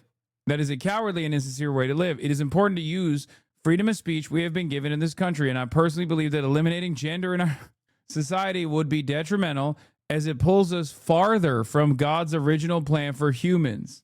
It is perfectly normal for kids to follow gender stereotypes because that is how God made us. The reason so many girls want to feel womanly and care for others in a motherly way is not because they feel pressured to fit into societal norms. It is because God created and chose them to reflect his beauty and his compassion in a way. Okay, I can't even get through it. She's not even sourcing the Bible, dude. And TPUSA did a protest for her. They were like, no, you write this dog shit essay, you deserve an A. In Genesis, God says that it is not good for man to be alone. So he created a helper for a man, which is a woman. Okay, I was wrong. She did quote the Bible. Just Genesis. Okay? This is like when Trump says, hey, what's your favorite passage in the Bible? And he says, I can't choose all of them. All of them. The entire Bible. I like the Bible in its entirety. Did she cite the Bible as a source, or is it a trust me, bro? No, it's a trust me, bro. There is no fucking citing of the Bible. Many people assume the word helper in this context to be condescending and offensive to women. However, the original word in Hebrew is ezer kenegdo, and that directly translates to helper equal to. Additionally, God described himself in the Bible as using ezer kenegdo or helper. He describes his Holy Spirit as our helper as well. This shows the importance God places on the role of the helper, women's roles. God does not view women as less significant than men. He created us with such intentionality and care. Oh my God, she just keeps repeating the same point over and over again, which is not even a point at all. It's just vibes. He made women in his image of being a helper and in the image of his beauty. If leaning into that role means I am following gender stereotypes, then I'm happy to be following a stereotype that aligns with the gifts and abilities God gave me as a woman. I do not think men and women are pressured to be more masculine or feminine. I strongly disagree with the idea from the article that encouraging acceptance of diverse gender expressions could improve students' confidence. Society pushing the lie that there are multiple genders. There are no multiple genders. There's only one gender. That's it. No more multiple genders. One gender only. Man. I go back and forth on whether or not this was a op and she like purposely wrote this as dog shit as possible so that she could get support for being quote unquote canceled. But then again, I think she's just so dumb. I think she is so fucking stupid that she wrote it like this as a stupid person. Another professor was put on leave. Look at the TPUSA OUIG. Yes. Also, her professor is trans. So when her professor actually failed her on this, everybody went, oh, it's because she's woke. Her mom is a January 6th lawyer, and this is her opportunity to kickstart her fucking political career. And here we are. Anyway, society pushing the lie that there are multiple genders and everyone should be whatever they want is to be demonic and severely harms American youth. I do not want kids to be teased or bullied in school. However, pushing the lie that everyone has their own truth and everyone can do whatever they want and be whoever they want is not biblical whatsoever. Yes, the Bible says you do not have dreams that you can pursue. If you are a woman, you must be relegated to the title of helper. They broadcast, wait, it wasn't the professor, if I recall correctly, it was the graduate TA. The TA who graded her paper was the one put on leave. Oh, anyway, let's finish this and then we'll read the statement from Oklahoma University. The Bible says that our lives are not our own, but that our lives and bodies belong to the Lord for his glory. I live my life based on this truth and firmly believe that there would be less gender issues and insecurities in children if they were raised knowing that they do not belong to themselves, but they belong to the Lord. Overall, reading articles such as this one encouraged me to one day raise my children knowing that they have a heavenly Father who loves them and cherishes them deeply, and having their identity firmly rooted in who he is will give them the satisfaction and acceptance that the world can never provide for them. My prayer for the world, and specifically for American society and youth, is that they would not believe the lies being spread from Satan and make them believe they're better off as another gender than what God made them. I pray that they feel God's love and acceptance as who he originally created them to be. Now, there's a second professor who was put on leave for giving excused absences for protests, but not to a student who wanted to counter-protest, which was apparently the Oklahoma University TPUSA president. Yeah, I think that they just set this up on purpose. She wrote this dog shit essay specifically because she knew that she would get punished for it. She'd fail, and so that they could immediately kickstart this like victimhood narrative. It's the classic anti-woke equation. And in the process, they suspended the trans teacher's assistant. Watch, protests underway at Oklahoma University of Oklahoma rallying in support of the instructor who was put on leave after giving his students 0 on a psychology paper. Wokeness will come back in a way no one is ready for. They got 1 year of anti-woke culture, and they're seeing it as cancerous.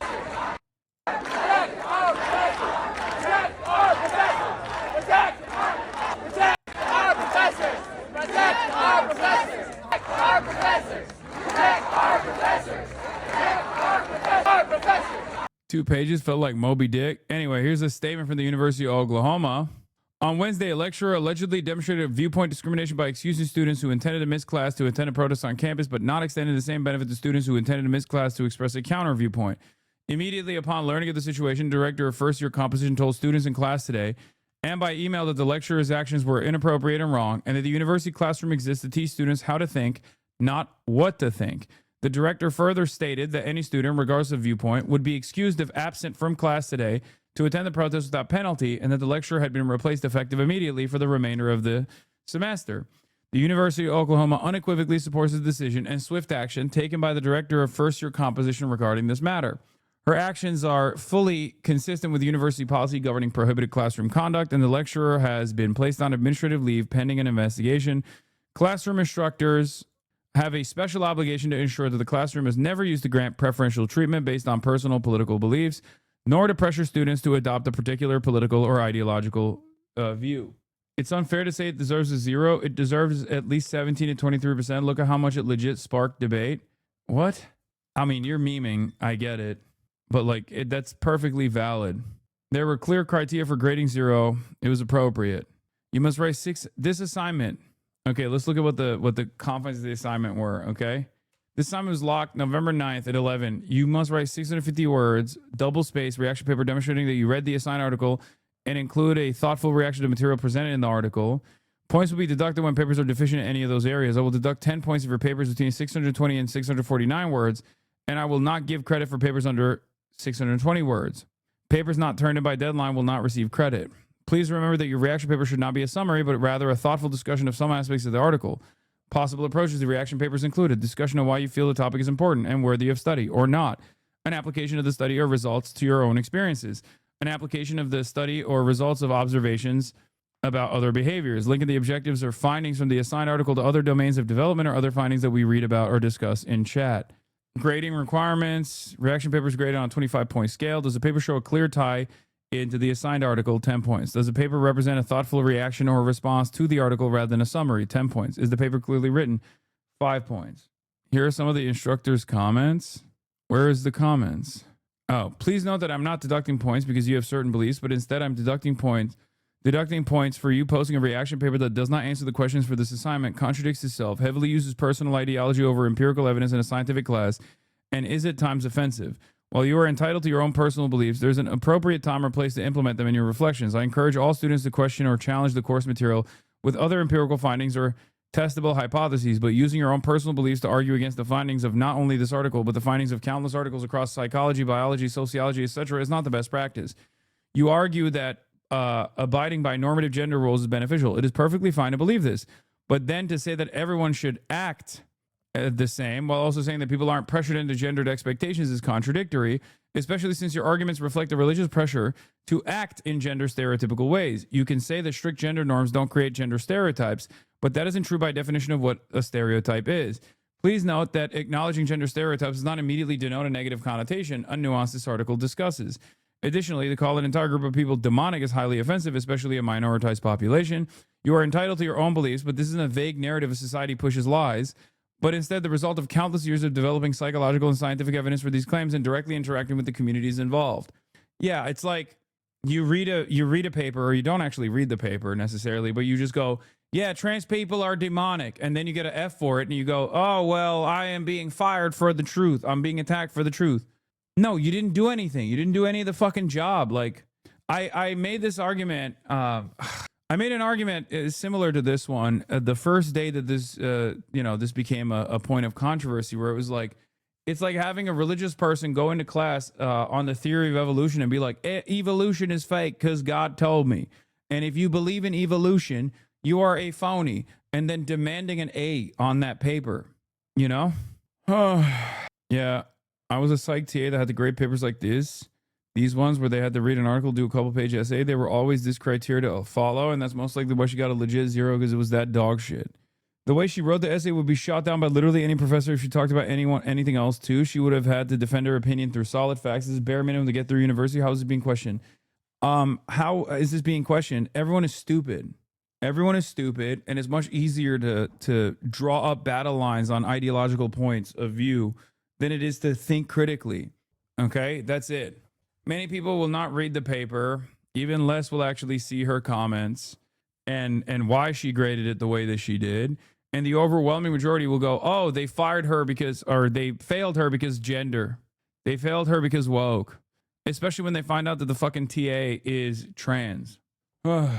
Yeah, someone is saying that at least it wasn't ChatGPT. True. And we know it wasn't ChatGPT because even ChatGPT wouldn't write an essay so stupid. I don't think. Anyway, you're entitled to your own beliefs, but this isn't a vague narrative of society pushes lies, but instead the result of countless years of developing psychological and scientific evidence for these claims and directly interacting with the communities involved. You may personally disagree with this, but that doesn't change the fact that every major psychological, medical, pediatric, and psychiatric association in the United States acknowledges that biologically and physiologically, sex and gender is neither binary nor fixed. I implore you to apply more. Yeah, that's the other side of the story. It's like, if you're taking a course, you can't get away with saying like, no, gender is a rigid binary. You just can't do that. Because you're in college, okay? I'm sorry. I know that television doesn't tell you that that is appropriate, or television tells you that your feelings are valid, but that shit's not valid in a fucking actual course. You can't do that. You're not a child. You're in college. You have to literally learn the source material. The irony is, she didn't even say it was a fucking binary. She said that it was singular. Gender is singular. She said there's no such thing as multiple genders. She said there's only one gender, which is even dumber. Somehow she's dumber than the only two genders libtard take because she said only one gender. Anyway, college isn't also about learning. College is more about learning critical thinking than it is about learning things in general, okay? Like a big chunk of college is about learning how to read and how to cite sources and think critically, okay? That's the most significant training that you get when you go to college. Go get dressed. I'll dress when you pull up here. It's going to take a second for me to get dressed. Conservatives think professors like Kevin Sorbo and God is not real. You know that one? I just hate that, like, I just hate how fucking stupid we are as a society. I'm going to be late. Wait, what? Why? Get your ass over here. I want to be the first to tell you that you're going to be late. Okay, well, Austin said it before you, so you failed on that front. I'm ready, just waiting for Christian to get dressed. Don't blame Christian for this. If you personally disagree with the findings, then by all means share your criticism, but make sure to do so in a way that is appropriate and using the methodology of empirical psychology as aligned with the learning goals in this class. If you have any additional questions or concerns about this, or would like some additional educational resources, I'd be happy to discuss this further and provide you with them. Samantha, I am the other instructor for this course, and I've taken the time to read your paper. I concur with Mel on the grade you received. This paper should not be considered as a completion of the assignment. Everyone has different ways in which she got double fucked by both of the instructors. She got double tapped. They went in on her. This paper should not be considered a completion of the assignment. Everyone has different ways in which they see the world, but in an academic course such as this one, you are being asked to support your ideas with empirical evidence and higher level reasoning. I find it concerning that you state at the beginning of your paper that you do not think teasing is a bad thing. In addition, your paper directly and harshly criticizes your peers and their opinions, which are just as valuable as yours. Yeah, she's like, bullying. I do not agree with bullying. Also, everyone who believes that there are multiple genders, as in even two, are demonic and spawns of Satan. Yeah, the university turned around and suspended the trans TA, by the way, which is crazy. No, Hassan, you can't be late to the awards. I have a huge play on KALSHI on you showing up on time. No. Well, L for you then. Will you stream at the Streamer Awards? No.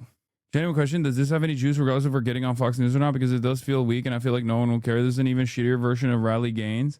Wait, is there actually... I can't tell if there are actual bets on KALSHI or if you guys are fucking memeing or not. You're fucking up my KALSHI parlay. I'm too scared to find out. Yeah, I don't even want to look. Please employ more thoughtfulness in your future assignments. What are professors supposed to do? Get every faculty member to approve giving a 0 from now on? Yeah, if you want to give a 0 to your student, they can't be a right-wing reactionary. And also, you can't be trans while in the process of giving a 0 to your student. Those are the new rules now. Okay? It's so fucking stupid. But of That's right. course, Organizers tell me they put this protest together to stand up for academic integrity, calling on the university to put the grad student back in the classroom. Meantime, Turning Point USA students here on campus continue to stand with that student, Samantha Fulnecki. Two sides of the University of Oklahoma's essay controversy clashing on the flagship campus Friday. An essay on gender using the Bible as its base was graded with a 0 by a transgender graduate instructor. The author, junior Samantha Fulnecki, says she was targeted for her religious beliefs and filed a formal complaint. I do think that this is the most British an American woman has ever looked. And I think people will understand what I mean when I say this. It's very odd how she has the British beat, like the full beat that you only see from British women. Like, this is a very Essex style of, this is a very Essex look. And it's shocking that you can have American chavs now. I respect that. That's perhaps the coolest part of this, is that we now have American chavs. The instructor is now on leave for the investigation. The university says the 0 won't count toward her final grade. Supporters of the instructor say the grade was about guidelines, not religion. It's not discrimination. It really is accountability. You need to do the job. You need to do the work. We spoke with a classmate off camera who completed the same assignment. Citing the Bible and not using a source is inherently plagiarism, so They put the fucking they put the notes on why her essay was dog shit. That's awesome. it should be a report to academic affairs. A short walk to the South Oval put protesters face to face with Turning Point USA members, standing with Fulnecki. Yeah, we have to hold these teachers accountable. Their president calls this an attack on Christianity. She met the requirements. She did not deserve a 0. If she wanted to take points off because she didn't clearly state any empirical sources, then take some points off. But she did. She did do that. That's what happens. Not an entire, to be a complete 0. The essay and the instructions are available on our website, KOCO.com, if you'd like to read them for yourself. The graduate student tell me they will not be commenting on this publicly. Meantime, the graduate student senate actually passed a resolution last night calling on the university to apologize to that grad student and put in better safeguards for graduate students. I also reached out to the university and Fulnecki for comment.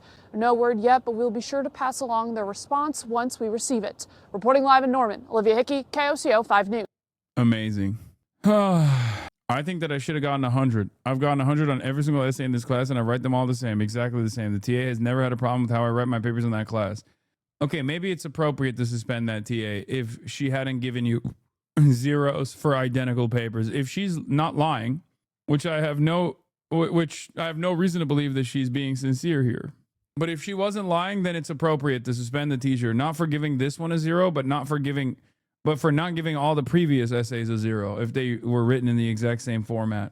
But of course, she's now on the Riley Gaines crash course.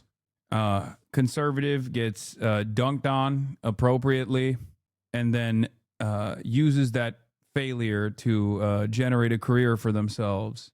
It's ridiculous, but also, unfortunately, all too common. I'd rather have my integrity and give my true opinion and get a 0 on an assignment than have to lie about what I really believe. If she gets a 100 because she knows why she believes what she believes, I'd quiz that professor on whether or not he even believes there are 99 genders or whatever it is. Oh my God. Oh, everyone is so fucking stupid. I hate this stupidity. I hate how stupid everyone is. Austin, what's up?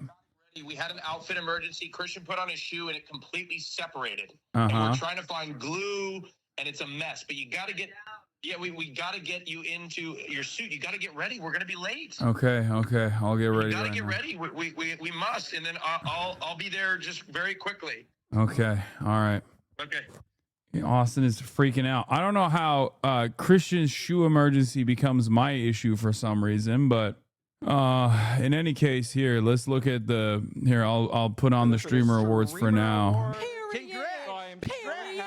Here and representing everyone in the And you can watch it. community and all my stream queen sisters. I love them all. Okay, while I go get ready. No matter what happens, I'll be happy. Oh, let's go. and congratulations for being nominated. You definitely deserve it, and we're rooting for you. Damn. Have a KP's great time Alpha's when you're sick. in there. Congratulations on being nominated. I heard it's an Wishing open you bar. All the best. I heard it's an open bar. It is open bar, so get on up there. over there. And we have been using the open Katie bar. got that shit on.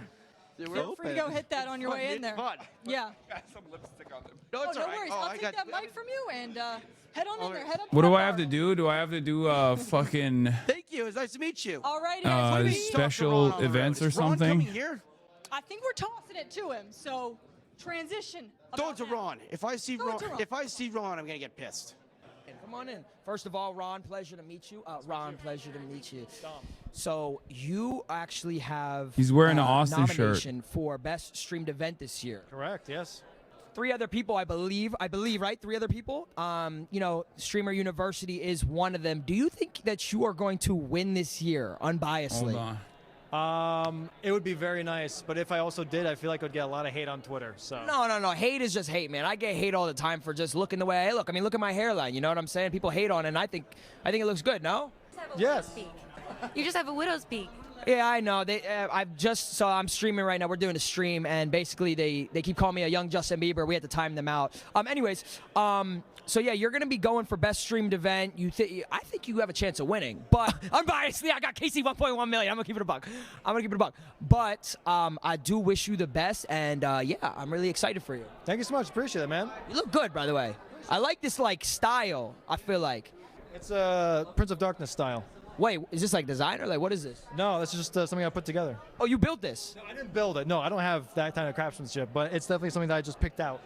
You did a good job. What do you think of the eyeliner, man? Yeah. I'm not gonna lie, I actually like it. I actually do like it. They say I have makeup on right now to cover my bags under my eyes because Same.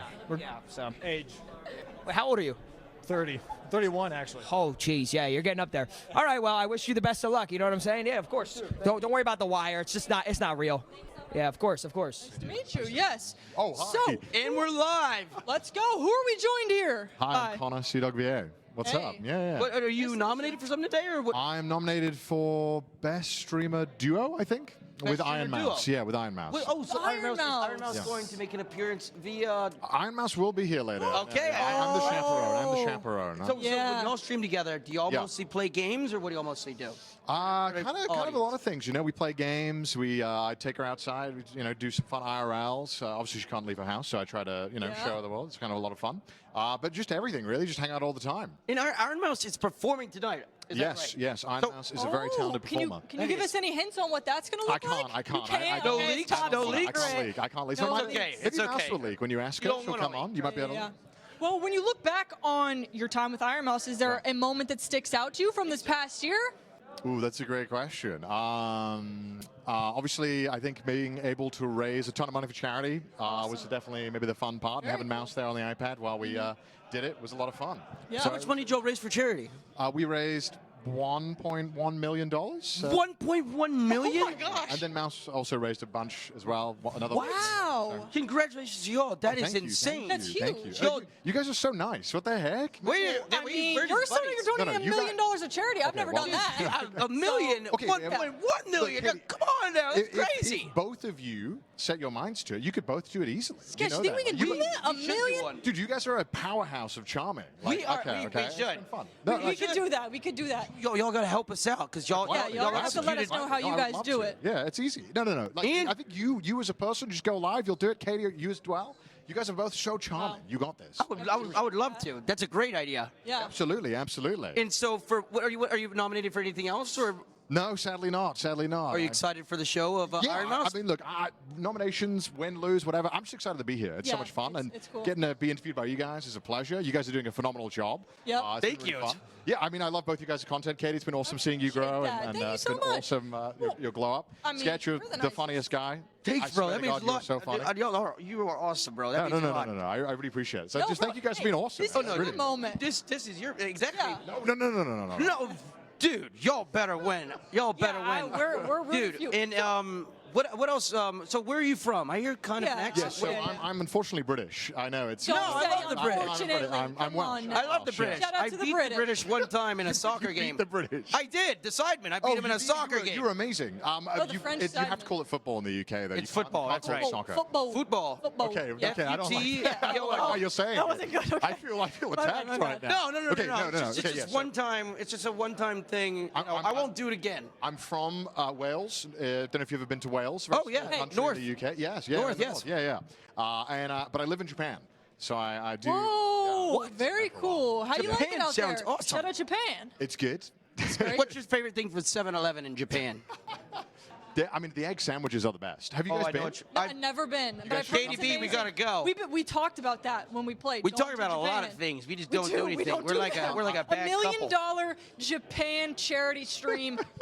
Well, that's what I do. I normally cycle around Japan. It's really? Yeah. You cycled the whole way around Japan? We cycled for 14 days around Japan. Oh, so y'all did Tour de Japan, Tour de France, Tour well, de look, Japan. if you guys want to come to Japan, I can show you guys around. That'll be a lot of fun. I would sounds love like to. we're gonna have to do that. I would love to All right, because last time I went there, I had what's it called? The lemon drinks. I had a couple of those. Dangerous. The lemon sours. Yes, the lemon Did you like the sours. lemon sours? I'll tell you what, I love them.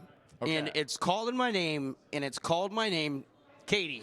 My name is being called as well. You like lemon sours too? I'm gonna like Okay, them. well, here's what I think we should do. Is that I should take you guys out and we should go and drink with Japanese salarymen. Yes, And, please. you should go and talk to, I'm so down. It Let's do it. sounds so appealing right now. It It's a- is it's a appealing. lot I don't of know fun. if it's It's a the lot of open fun. bar Japan's the coolest talking place or in the what, world. but Come on, yeah, this is- I've never been. This is But insane. Japan stream coming soon. Thank you for joining No, us. thank Thank you you for for having me. talking. Yeah, best of luck to you. Thank You you, know, we're thank going to you, be guys. rooting Yes, for you and thank you. enjoy your time when you're in there. Thank you so much. Thank you for interviewing me. much. Seriously, you guys did an amazing job. It's awesome being interviewed by you. Thank you. And y'all 100% deserve the nomination. And thank you so much for the charity stream. That is insane. $1.1 million. That's incredible. That's for real. underappreciated and underrecognized. Congrats and thank you so much. Shout You're out a very to humble Iron guy. Mouse, for real. Thank you guys. Awesome, bro. Well, it's a pleasure to meet you, and I'm rooting for you. Oh man. Yes, sir.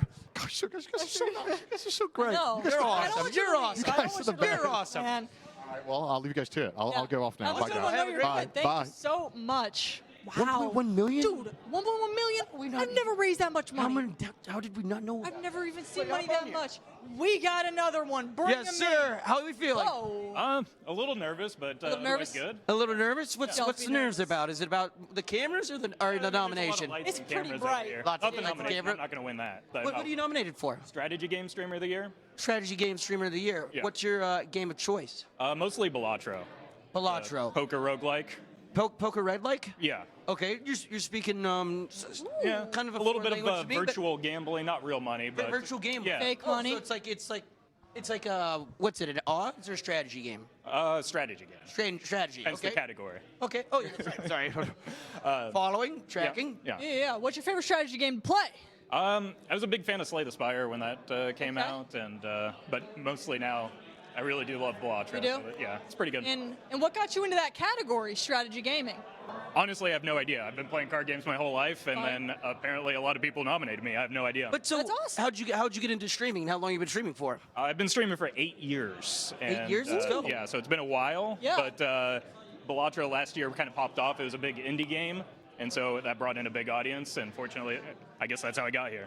Well, That's I think it's very more than just a game because you're here for a reason, bro. I Yeah. think you're a great guy, and I would love to tune into your streams. What's your handle? Roffle. ROFFLE. ROFFLE. Raffle. Okay, awesome. Yeah. That Is is this sick. Is this your first Streamer Awards? It is. It is the first Really, one. your first yeah. kind of event like this too, with red Yeah, carpet and absolutely, all? yeah. Are you Yeah. excited? Are you excited to get in there? Red carpet. I guess so. Yeah. It's, I mean, I've it's been- pretty incredible when you get in there, honestly. All right. Well, It I is have awesome. to take a look. Yeah. Well, you should, and I am good. Congrats on being nominated. Congrats on your success. Thank you. You seem like an awesome guy, and For real, you're Maybe if putting you wanna on play for all cards later, the we'll do it- strategy we'll game do it streamers. just like I don't John's. think I've ever played a strategy game. What's your best advice for somebody who's never played a strategy game? How would you get into that? What's a skill you gotta have? Take your time and think, and maybe watch Northern Lion. Northern That's probably a Lion. good place to start. Yeah. Okay, awesome. Well, we're going to take that into consideration. So We will. I appreciate that. Awesome. Well, it was a pleasure to meet you, sir. Nice to It meet you, was. too. Yes, sir. Thank you for the Raffle, interview. thank you for Nice to meet you. Thank you. Nice to meet you. Yeah, have a good one when you're in there. Enjoy your time. Yes, yes, yes. I'm not nominated for anything, but I'm nominated for having a good time. In my mind, you're nominated for Best Dressed, if that was an award. Speaking of Best Dressed, though, we have a contender. Tell us about this outfit here. I love it. What inspired it? Where'd you get it? I love the outfit. This is Tuta Matoshi. It's a very cute, like, princessy dress. I like the cape because it reminds me of Marvel Rivals, like Doctor Strange. Oh, yes, it does. Yeah, Yes, it does. That a little bit. That is so cool. Thank you. I like the thing in your hair. What is it? I know. It all matches. Like a tiara little thing. Yeah. I like that. Little Thank headband you. type Thank of deal. you. A little flashy and classy. I like it. Awesome. Well, are you nominated for anything tonight? I'm nominated for FPS. FPS, first-person shooter. So you're raw. I'm what? Like good. Like you're Like your raw. aim. Your aim. Yeah, I'm all right. Top 500. Oh, she's being Really? humble. Top She's 500? being humble with it. 500? Top 500, like, top 500 what? In Overwatch. Overwatch, Support. is I that play your support. game? Yes. Okay, I've never played Overwatch. Top 500? What is that rank in Overwatch like category? Is it just top 500 or do they have like is it So I played the game at a top 500 level. what like top 500 people in the world? Yeah. Basically. Yeah. Wow, that's That is incredible. crazy. That is very incredible. How long you been gaming for? Oh, I've been playing Overwatch for almost 10 years. Overwatch for 10 years? Yeah. Wow, is that like the only game you play, or do you dabble in some other ones? Just Overwatch. Well, I play some Fortnite in queue.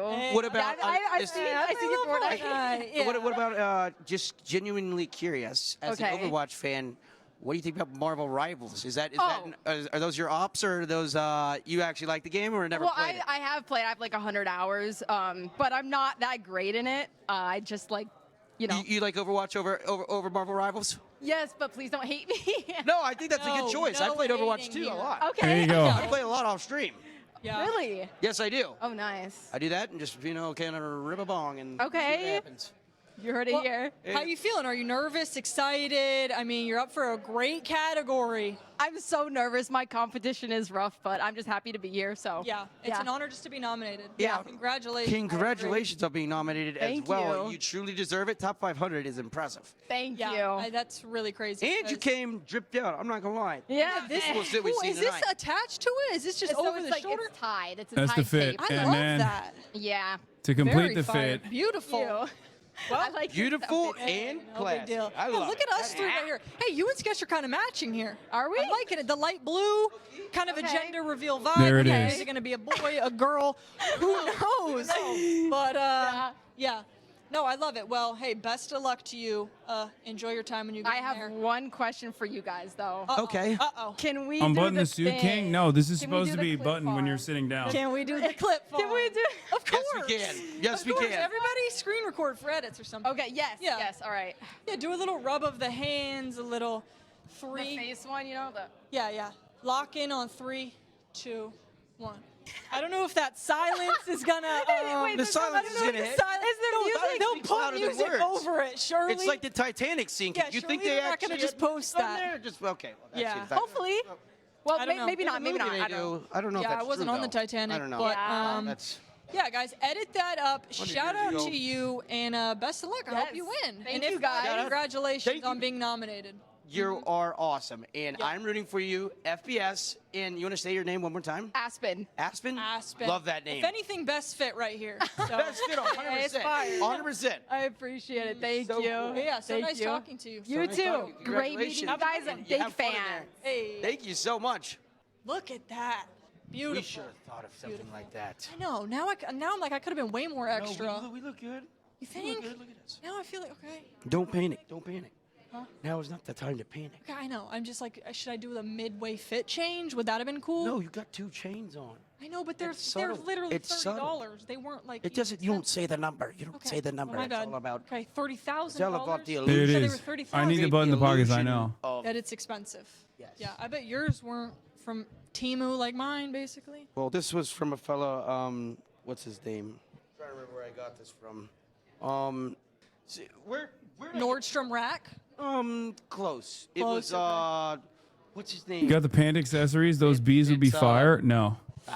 I'm blanking. We'll I'm get it blanking. after maybe the next. Yeah, probably the next show. But what are you Wear one of sipping on here, Lorcan's Sketch? pins in your lapel and he's an Red accessory. Bull. I am. After I win, I just I had to indulge. Yeah, after Red Bull won the thing, I mean.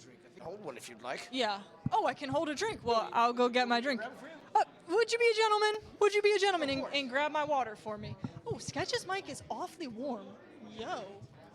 Interesting. Where would ignore me middle income person start if looking for a Japanese style suit? This is not a Japanese style suit. This is a Zhongshan suit. Yeah, if you don't mind. Can you make sure to pin it up right? Mic here, guys, but we have met a lot of cool people so far. Ow! Ow! Why are we shocking each other? Yo, okay. It's this carpet. This carpet is they have some type of. I feel like I'm in a Nikola Tesla factory. Yeah, it's Take off hey, that brother, zip how you patch. doing? This is very reflective. Well, nice to meet you, Sure. bro. How are you doing? Stay in the middle here. You're the center of attention right now. Let's go. Thank you, thank you. Yes, sir. What's your name and what are you nominated for? I am Pengy, and I'm nominated for the best Minecraft streamer, which I will win, obviously. Okay, I like the confidence. Best Minecraft streamer. Minecraft. Minecraft. Let's yeah. go. Yeah, I was gonna say new category I didn't know about. Wait a You minute. love Minecraft? Because I love Minecraft too, and that was a category I really wanted. So Oh, I'm tell sorry. us. No, it's okay. Tell us, what's your key to beating the game? Because I actually need that for my own personal use. Ooh, you gotta have confidence, that's for sure. Oh. Yeah. Oh. You gotta look that Ender Dragon in the eyes and be like, yo, I'm gonna beat you. Mm-hmm. And then you gotta sleep in a bed. Well, yeah, I did know that. I was told that. Sleep in a bed, make crafting tables. But I thought in hardcore mode you died. Yeah, but the goal is to not die, obviously. Yes. You know how am I just saying? They're telling me to talk in the mic. Sorry, I'm getting in an earpiece here. Oh, sorry, am I not? Oh, hey, sorry. I've never had someone in my ear like this before. I know it's a bit. It's a new bit thing. bizarre. You don't have voices in your head? But no, I don't have voices in my head. But in Minecraft, I feel like I have voices in my head. How do you beat Minecraft with a hardcore mode without cheating?